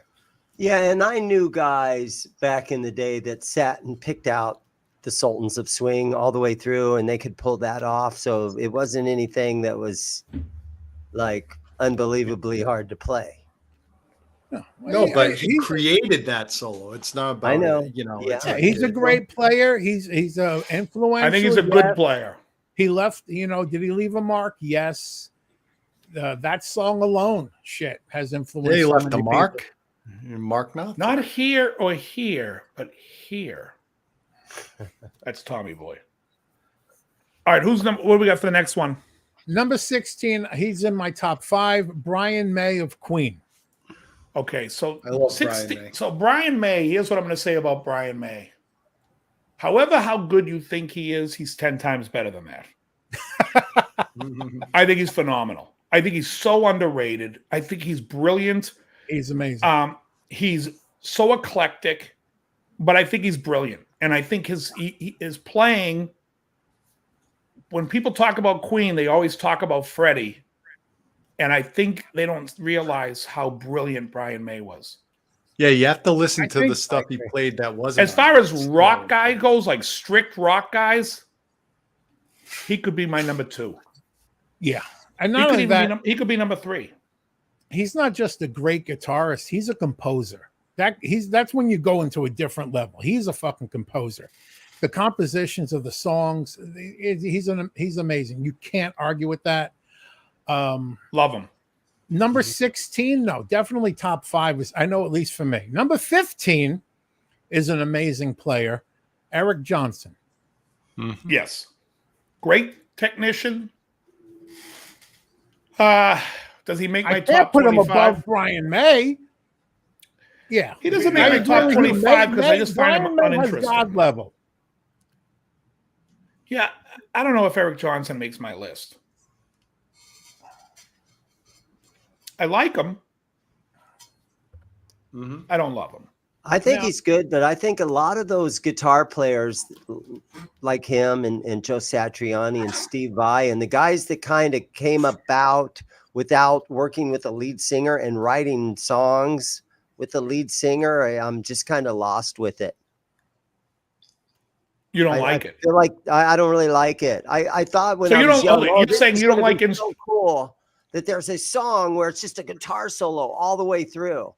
And then that Joe Satriani album came out, and I started listening to that, and I'm like, yeah, I need to hear a singer. Where were you when I was? I need to hear a hate song. instrumental. I hate instrumental rock songs. I'm with you.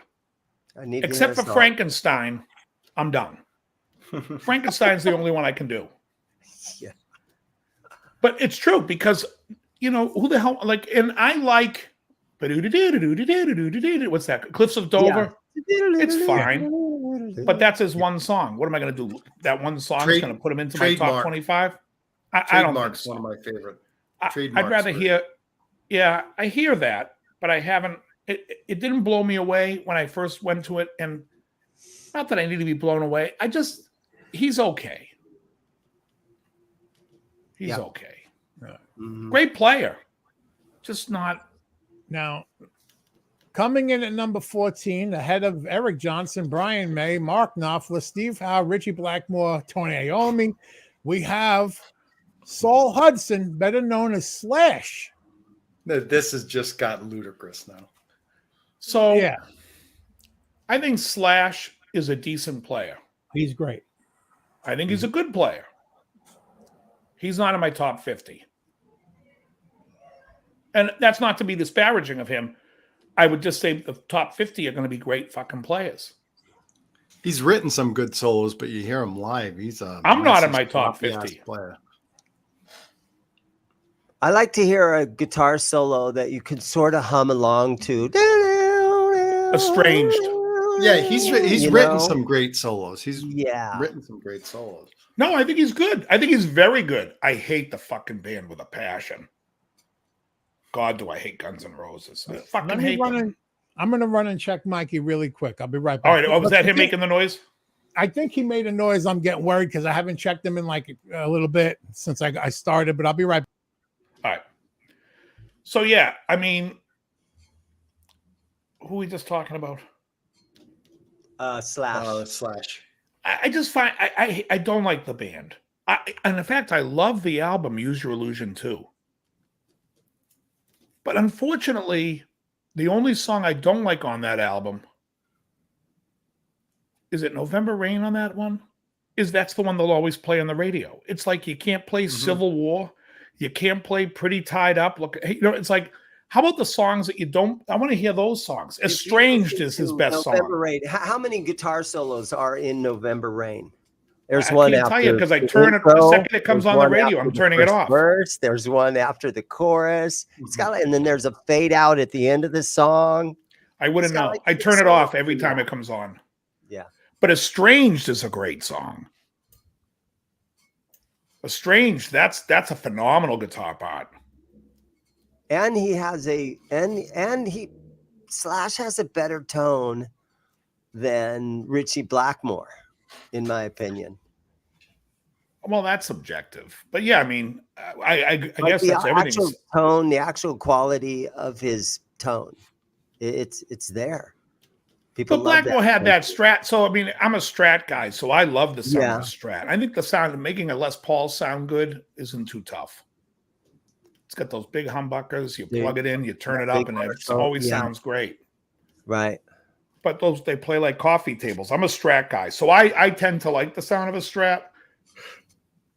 So I don't have this list in front of me, but what guitar players that aren't on this list would you add to this list?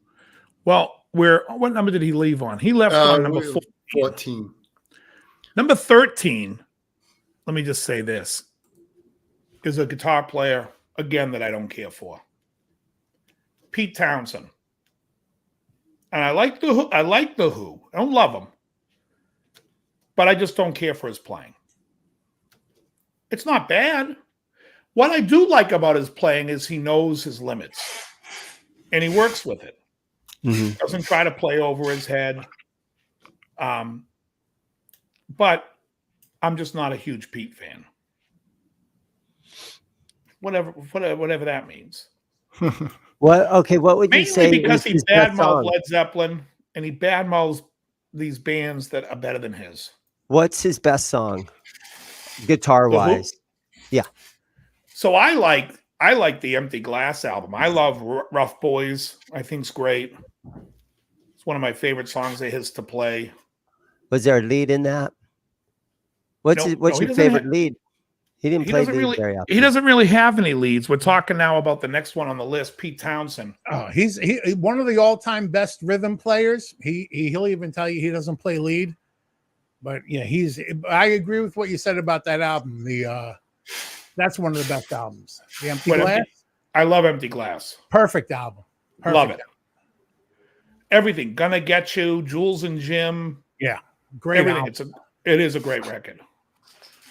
Okay, Dave's gonna have a field day with number 12. Go ahead, Dave.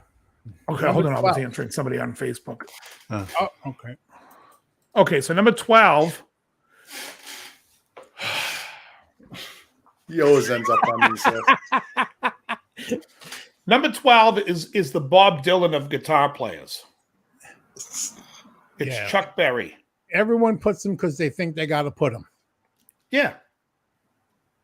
I just don't get it. Aren't we past this yet? Like we can't find 25 players that we think are greater than Chuck Berry. Did he invent the very first guitar riff, though? Who knows? Who cares?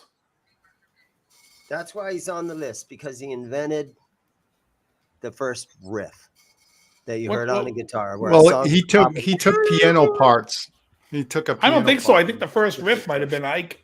Might have been Ike. What's his face? Rocket 88. There you go.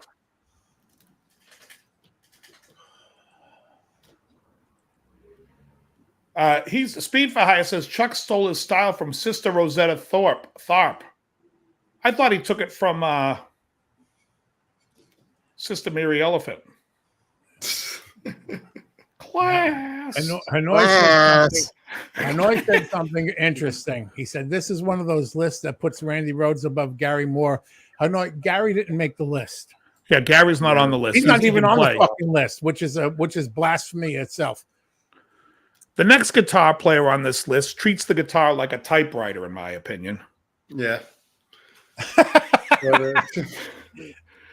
And that's Robert Fripp. Everything's Frippatronics. I mean, it's like, it's cool. But if you watch him play with his wife on YouTube, are they still making those videos where she has her boobs hanging out? Yeah, Robert and what do they call it? Toya Wilcox. Oh, yeah, that's right. His wife. Yeah, Robert and Toya. Toya and Robert, yeah. He doesn't play like he's in my top 25.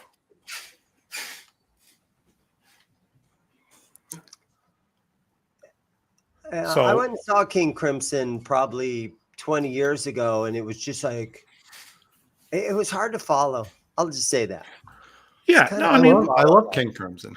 Okay, now the top 10 of this list gets interesting because there's a lot of bloviating bullshit here, which I love to call out, and we can call it out with number 10 right away.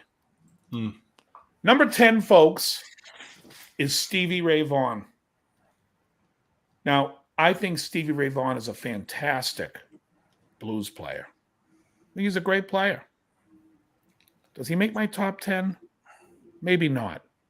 But he's a great player, so I don't have a problem with him being in the top 10. He may make my top 5. I love him. I have a problem with the people that did better than him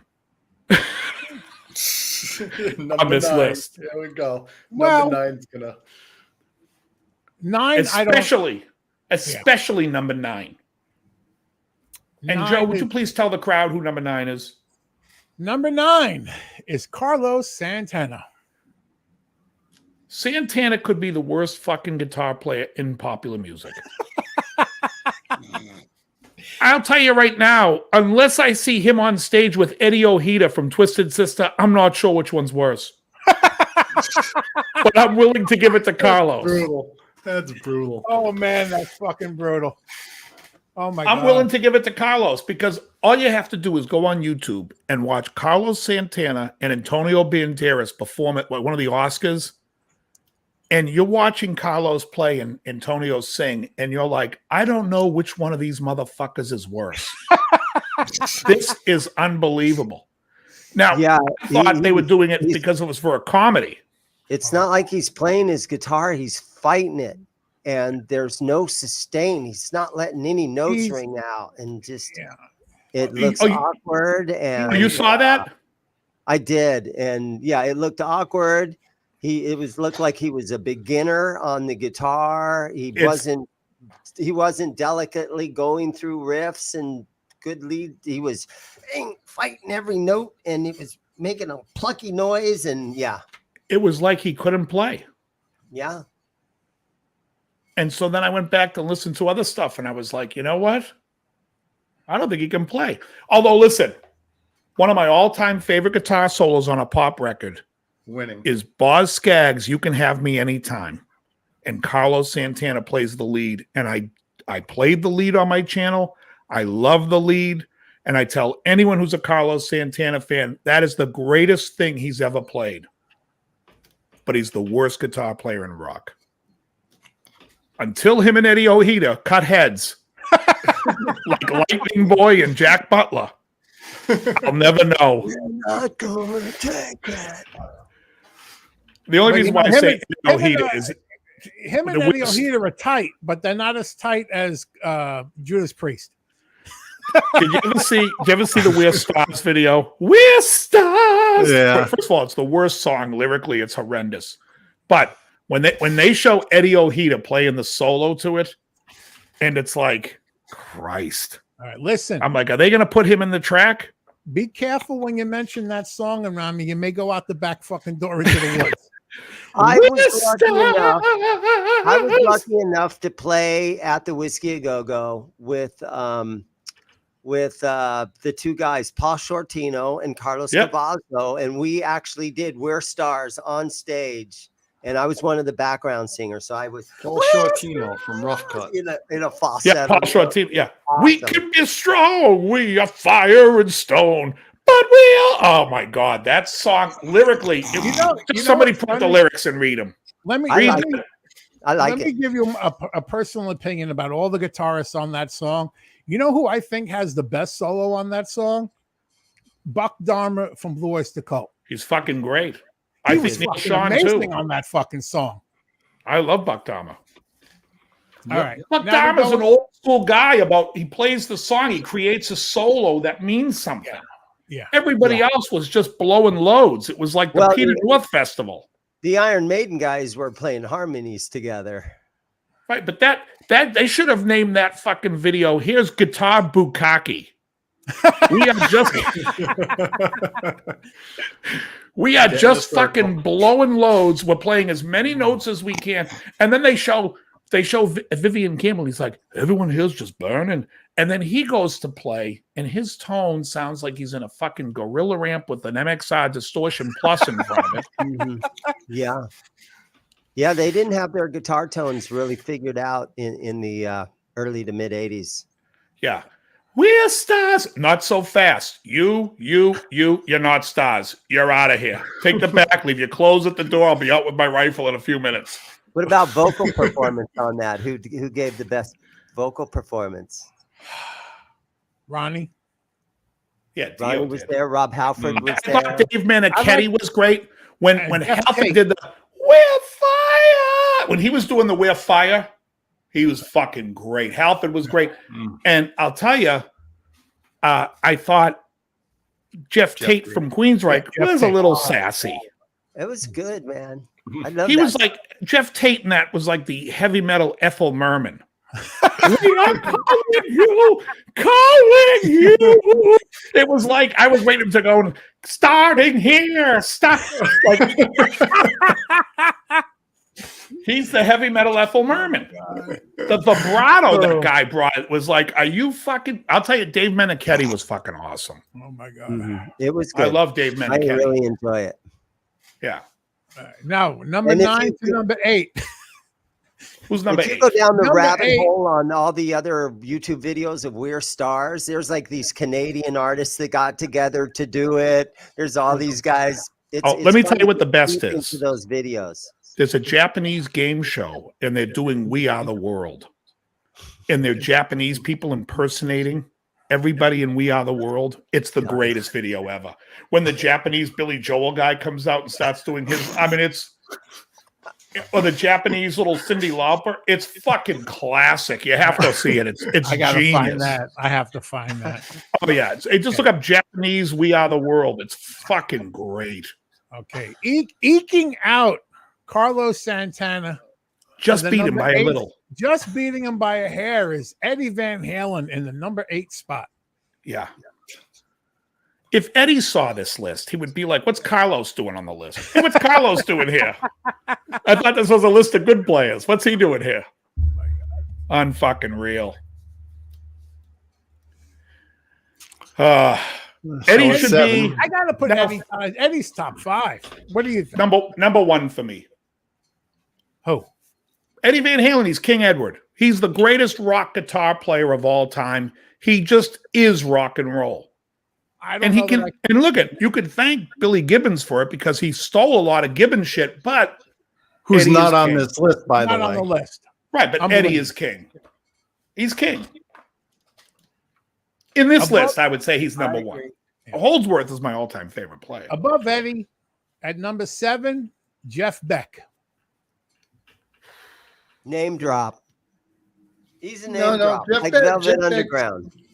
Jeff Beck's a great player. I love Dane in this show tonight. Dane, that's such an interesting point. Man. So you don't like Jeff Beck. That's a burn. Hold on. I'm not far behind him. I think he's greatly overrated. I do. But I do also think he's fantastic at the same time. I just don't think he belongs in the upper echelon with all these other players. I don't think he's as good as Jimmy Page, who's not on this list. He often gets considered as better than him. You're missing so much string attack without a guitar pick in your hand. Well, he used to play with a pick back in the old, the constipated duck. What is that shit All called? I know blow about by blow. blow by blow. He did the Rod Stewart stuff, and that's. I like him. I don't love him. I haven't deep dived into it. You know what? What happened? In fact, if you want to hear what he would sound like if he was good, listen to Scott Henderson. Scott Henderson's like the talented Jeff Beck. I think with Jeff Beck. Jeff Beck is amazing. You can't. Jeff Beck. I love him. His early stuff. I mean, wasn't very refined, and I can buy with him being overrated on a lot of that stuff. But when he started doing the blow by blow and Wired and his playing after that, I mean, like he reached a different level. It's like, well, let me just quote. If you guys remember, there was a magazine called Guitar for the Practicing Musician. Yeah, I love that. And they played Larry Carlton a clip of music from a guitar player, and he said, "This sounds like somebody who doesn't know jazz but wants to be a jazz guitarist." It reminds me of Jeff Beck. And the guy goes, "It's Jeff Beck." And he goes, "I never heard this song." In the listening room? In the listening room. Yeah. And I was like, as a kid, I'm like, what a fucking dig from Larry Carlton. But he's being honest. And you know what? Like, the more I study some of the jazz stuff and you listen to it, you can hear when somebody knows what they're doing and when somebody's kind of like, Eddie Van Halen it. Like, for the longest time. You know what a good analogy for that is? You ever see the concerts, the G3 concerts? Oh, yeah. Like, you'll have Steve Vai, Yngwie, Satriani. They'll all get together at the end and play a blues song. And even though they're playing the right notes, it's not the blues. Yeah. Those guys playing the blues is like, it's horrendous. Let me tell you. Yeah, they're amazing. They're some of the best players in the world. But if you're going to try to play they're missing something from the equation. Right. Just go watch fucking George Lynch play the blues on that video I talked about.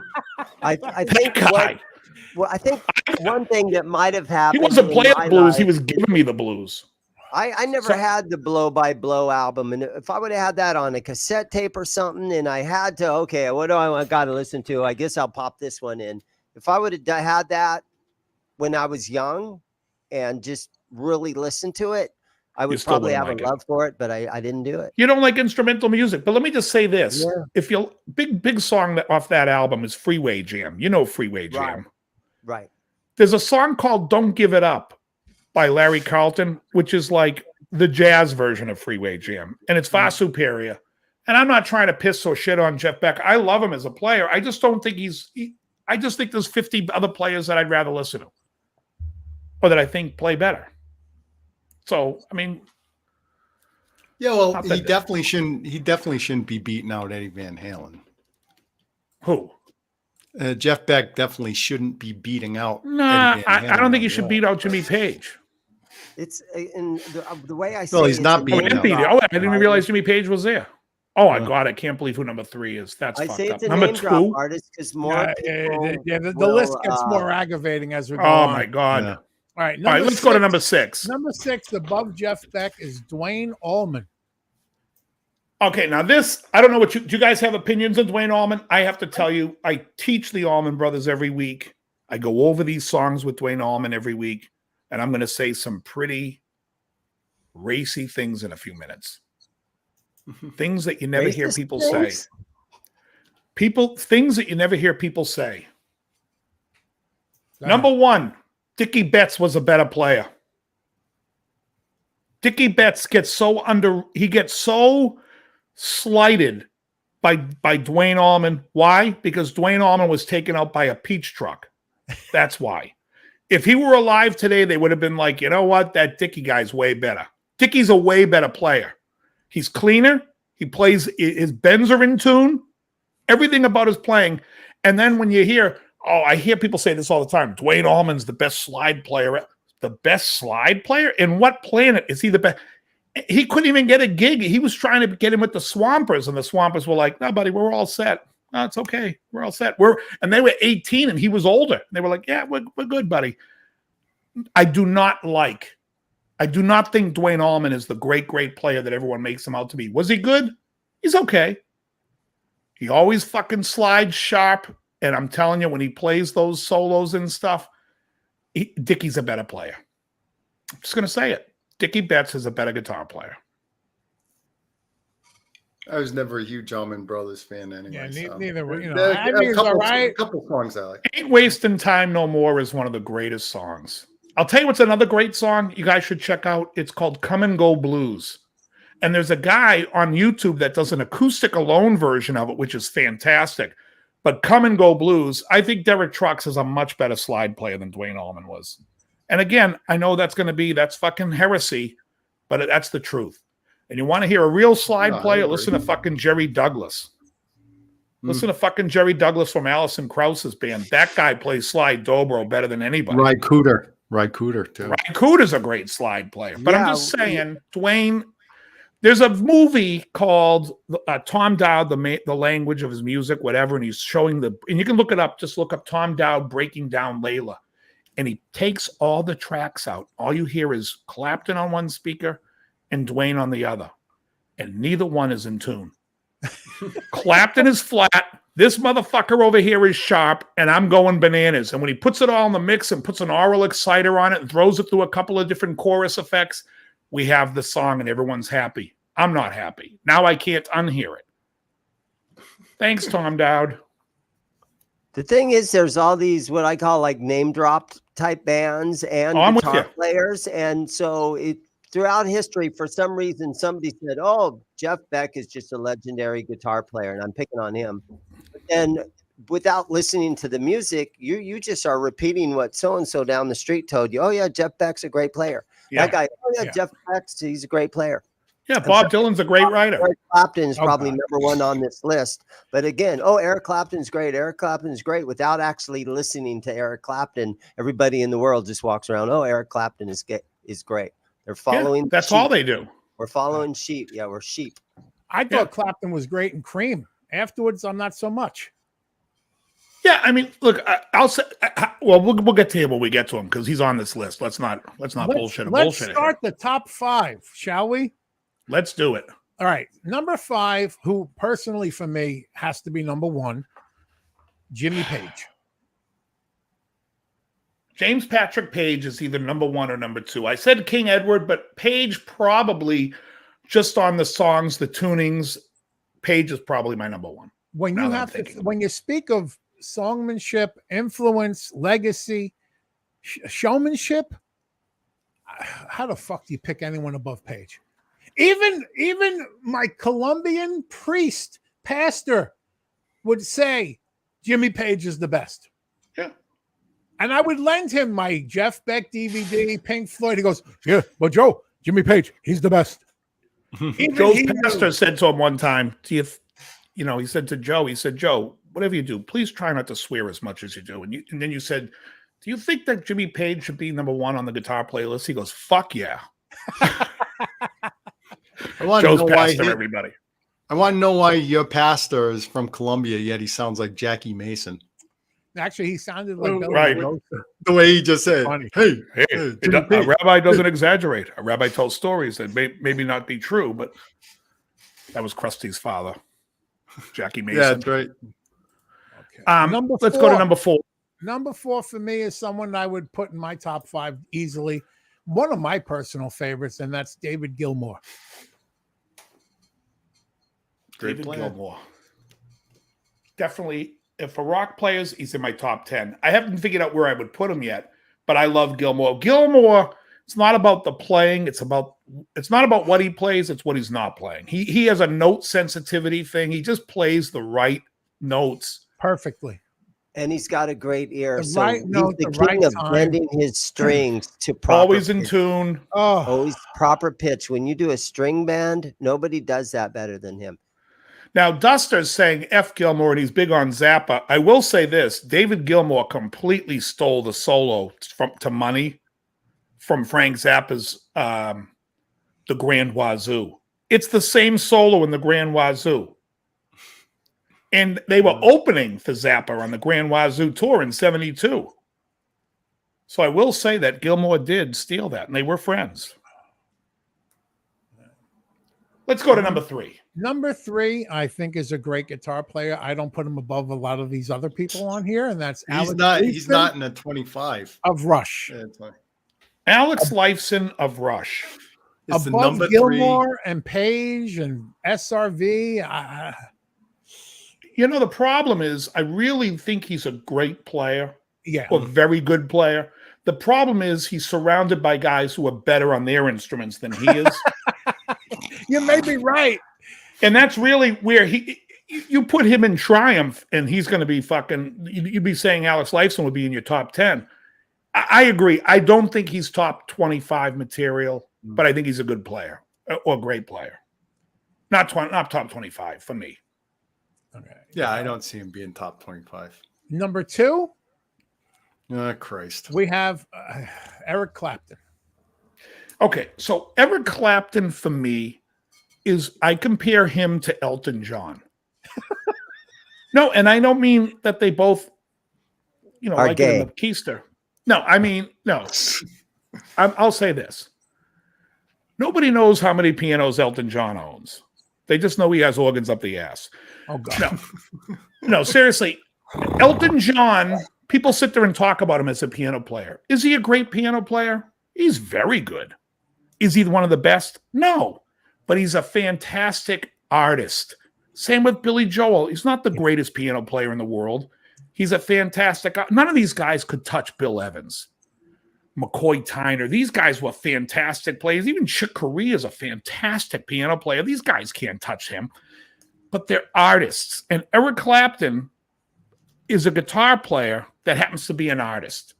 Do I like the artist? I love the artist. I love a lot of his songs and the playing he does on those songs. But as a player, I think he's pretty basic. Overrated. I don't think he's a great player. I think he's overrated, but I love him as an artist. Now, so therefore, he's always compared. He's always mentioned in the same sentence as Jimmy Page and Jeff Shouldn't Beck. be. Would you put him?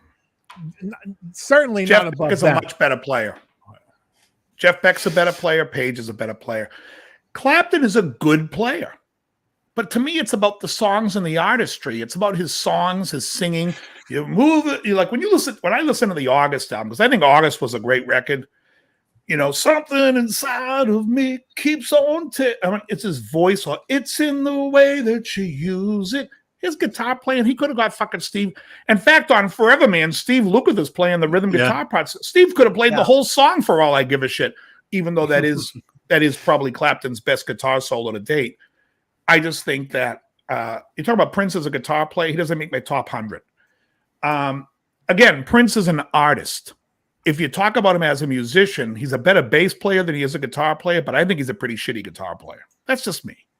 He doesn't make my top 100. I'm so sick of Prince being in the conversation, especially when it comes to songs, because the guy has 400 fucking albums and he's got 30 good songs. So I just don't care. His numbers are fucking absurd. Clapton. Name an album from Prince. I'll tell you the 2 songs on the album that are good. He never could put an album out that has more than 2 songs. But Eric the 1989 Batman soundtrack. What are my 2 songs? On the Batman, Bat Dance is fucking horrendous. That whole album is. That's why in the movie Shaun of the Dead, when he's like, "What's that?" He goes, "Bat Dance." He goes, "Throw it." If one of my friends was Clapton watching this, he'll kill you. On his voice. He was a solo artist, and it's all about his reputation. He was a solo artist. He played on a Beatles album, and he relied on his voice. And let me just. You talking about Clapton? A great keyboard, a great guitar player. It's part of Clapton has a good voice, but why is it in the band Cream? I like all the Jack Bruce sung songs. Yeah. Well, Jack First of all, let me just say to Andrew Collins, Prince is not underrated. He's completely overrated. How do you say he's underrated? The guy's his best solo is on that fucking what's that album? The big one, Purple Rain album. And all he's doing is Paul Warren shit from fucking Funkadelic on shit goddamn Get Off Your Ass and Jam. Somebody go pull up Get Off Your Ass and Jam by Funkadelic, the record version, and tell me that's not fucking Prince playing. He stole that whole sound. That was what he did. I don't think he's that great of a player. He plays pentatonic stuff. Sure, he had the phaser going and whatnot. And he has good songs, but Prince is an artist. We're talking about as a musician. Like Elton John is an artist. I'm not going to sit there and say Elton John can play fucking Bill Evans shit. He can't. Bill Evans had a fucking touch. He can make the piano cry. Wait a minute now. He's the artist formerly known as Prince. Well, no, he's back to Prince. He's the artist. He's the artist formerly known as Alive. No, but he was an artist. And look, I have every fucking Prince album. I'll tell you, like when an album called 3121 came out, I was like, hopefully there's some good. There was one song on it, Get on the Boat. Yeah, the guy people were more interested in watching him dance on stage. Look at the album. What was the double album? He put out a double album. What was that thing? Sign of the Times. Hot Thing. That song sucks.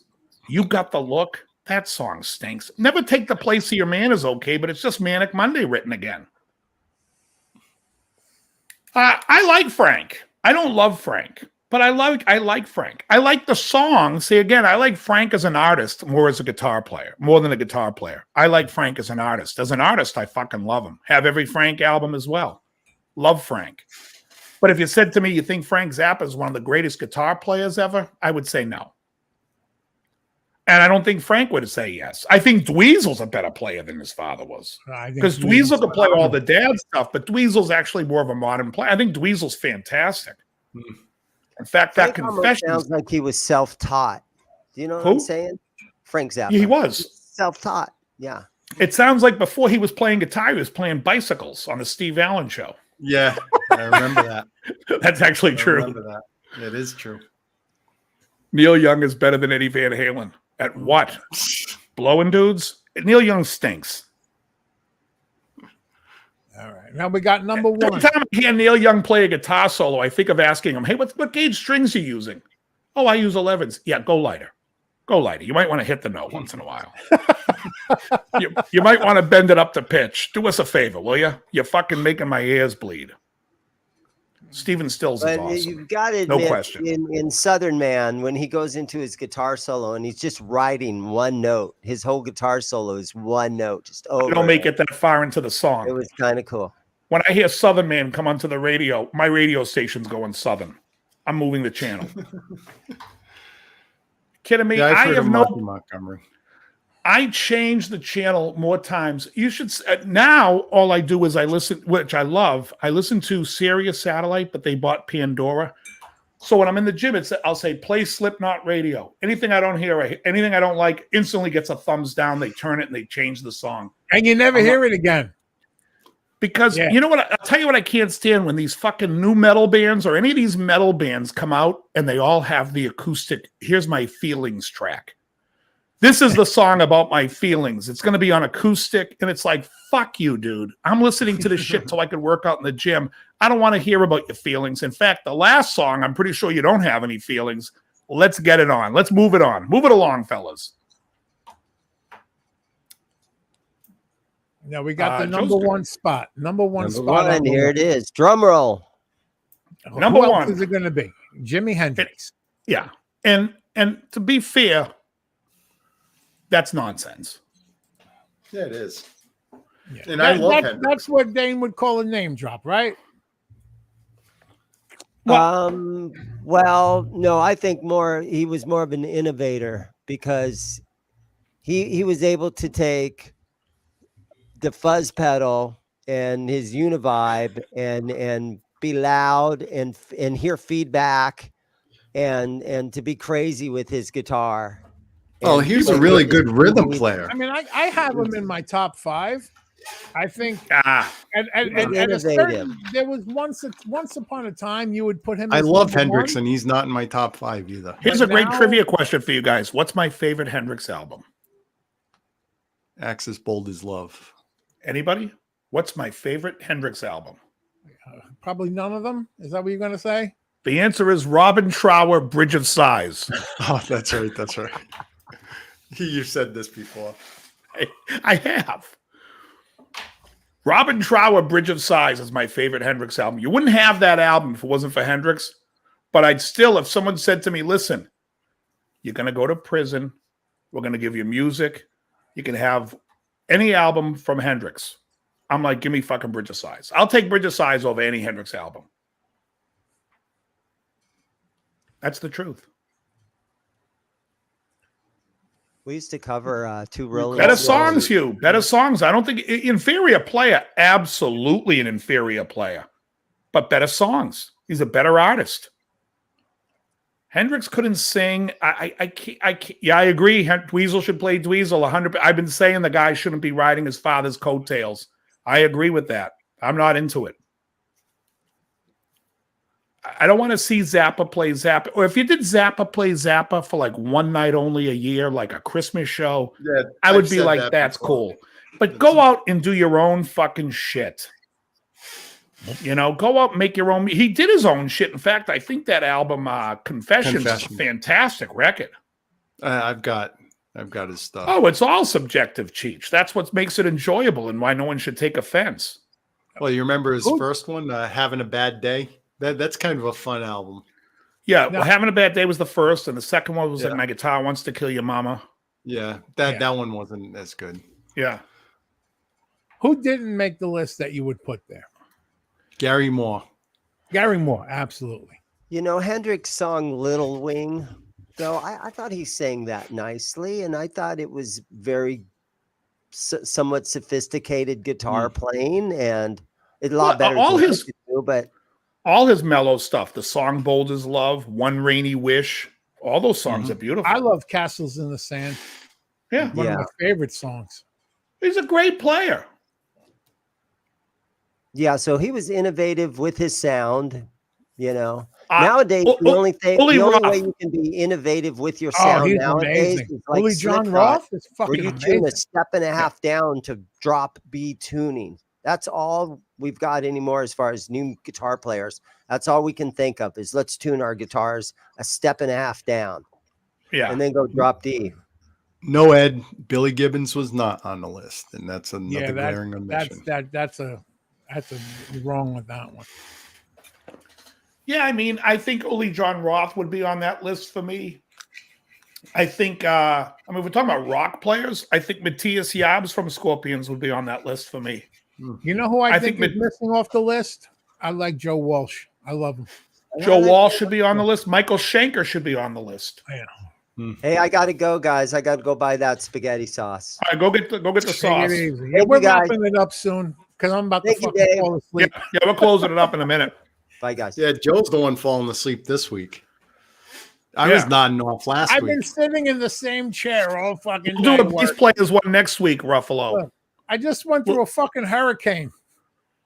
Neil Sean is amazing. That's not even a joke. He's an amazing fucking guitarist. How bad did you get it down there, Joe? Neil Sean should be on the list. Neil Sean, not only should Neil Sean be on the list, Neil Sean was playing for Santana and doing the heavy lifting for Santana when he was 15. Neil Sean uploads every day snippets of him playing solos. He uploads those to Twitter. Yeah. Fucking amazing. The he's man a great player. hasn't lost a fucking step. He's great. He's been playing that way for a long, long time. Like I said, I thought he was the best in that Stars thing. I thought Neil Sean was one of the best. Him and Eddie Ojito. Fuck out of here. That's it, Dave. I'm not going to take it. Exactly. All right, guys, listen. Next week we'll find a bass player list. We'll find a keyboard player list. We'll keep hacking these lists because it's fun fucking getting and the chat was pretty Lindsey Buckingham. Lindsey Buckingham's another great player. Another great player. No, he's an underrated. Johnny Marr. You want to talk about someone said who's a great rhythm player? Pete Townsend. I take Johnny Marr. Ooh, rock singers too, Andy. We'll find those lists. My favorite didn't make the list. Johnny Ramone. Which I'm shocked because he's beloved. All righty. Honestly, I may put Johnny Ramone on the list before I put Kirk Hammett, and I don't mind Kirk Hammett that much, but definitely not top 20 fucking 5. He sucks. Best mandolin solos. We'll find bass players though. That'll be cool. All right. Well, what do you got going on for the week, guys? Let me hear. Krellbauer, what do you got going? You working all week? I'm working all week. I went to the White Ash yesterday. Oh, really? Well, you know what happened was, I don't know if you know Dave. Dave came by and wanted to take a look at some of my Glocks. So I ended up showing him all my guns. And then he was like, hey, let me buy you a cigar. So I'm like, all right, well, we went down to the White Ash. I stayed down there for 2. I smoked one with Nathan afterwards. Mm-hmm. And then I'm going to go tomorrow night. What's that? Yeah, I was going to go out, but I just had so much to do yesterday. Well, I don't know what you're doing tomorrow, but we'll be there tomorrow night. Yeah, I know it's tough during the week now for me. Yeah. All right. It's a nice problem to have, though. Yeah. Hey, you're working. You're making money. Good for you. We're happy about it. Joe, what are you going on for the week? Working every day, 9 hours a day. Working like a dog in a rock and roll band. I was hoping back to school would be slowing down, but judging from today, no. But hopefully by the end of the week, it slows down a bit. I just want to get to the fucking weekend. The hurricane left me. The fucking hurricane. I'm not even joking. That shit left me with like PTSD because I'm fucking exhausted. Yeah, today was absolutely brutal for me. Today was a fucking brutal day. So tonight after this, I'm either going to eat or go smoke a cigar in my garage. I haven't decided yet. But tomorrow is an easy day. And then Wednesday is a tough day. I teach all day Wednesday. And then Thursday. It's also a leg day. Easy day. Yeah, Wednesday's the leg day. It's tough. Yeah. And Thursday's easy. Friday's going to be not bad. And then Saturday and Sunday I have gigs. Late night gigs. 9 to midnight, both gigs. But one's a private party. It's like a wedding thing. Like a wedding after party we're playing on Sunday night. And that'll be good because it pays fantastic. Awesome. Yeah. All right. Oh, yeah, and so then we're right back here Monday doing we'll figure out look for a bass player list and a singer list. That'll be a good one. Oh, fuck. And it'll be Labor Day too. It'll be a Labor Day show. But guys, look up We Are the World Japanese. I'll do that as soon as I get off. Don't forget that one, Joe. I will. You gotta see it. All right, Hugh. I look forward to that. All right. Everybody, and good night. God bless. Have a great week. I like Rick Derringer. I liked him. I always dug him. We'll talk more next week, Duster. And everyone else, I will see you. I don't know if you guys know I have a cigar channel now. I can go live on it. So I'm probably going to go live someday this week while I smoke. And I put up a short today when I was smoking my Obsidian Red Rum. Oh, did I say Labor Day? I meant to say Columbus Day. I didn't. Joe and I weren't listening to you anyway. We have no idea. Yeah, what else did you? I heard it. I thought about it, and I'm like, "What the fuck is he talking?" I didn't even think about it. I just let it go. When in one area or the other, I was like, "Did Grandma just say a joke? What happened?" All right, everyone, listen. Very good. Okay, goodbye, Ted.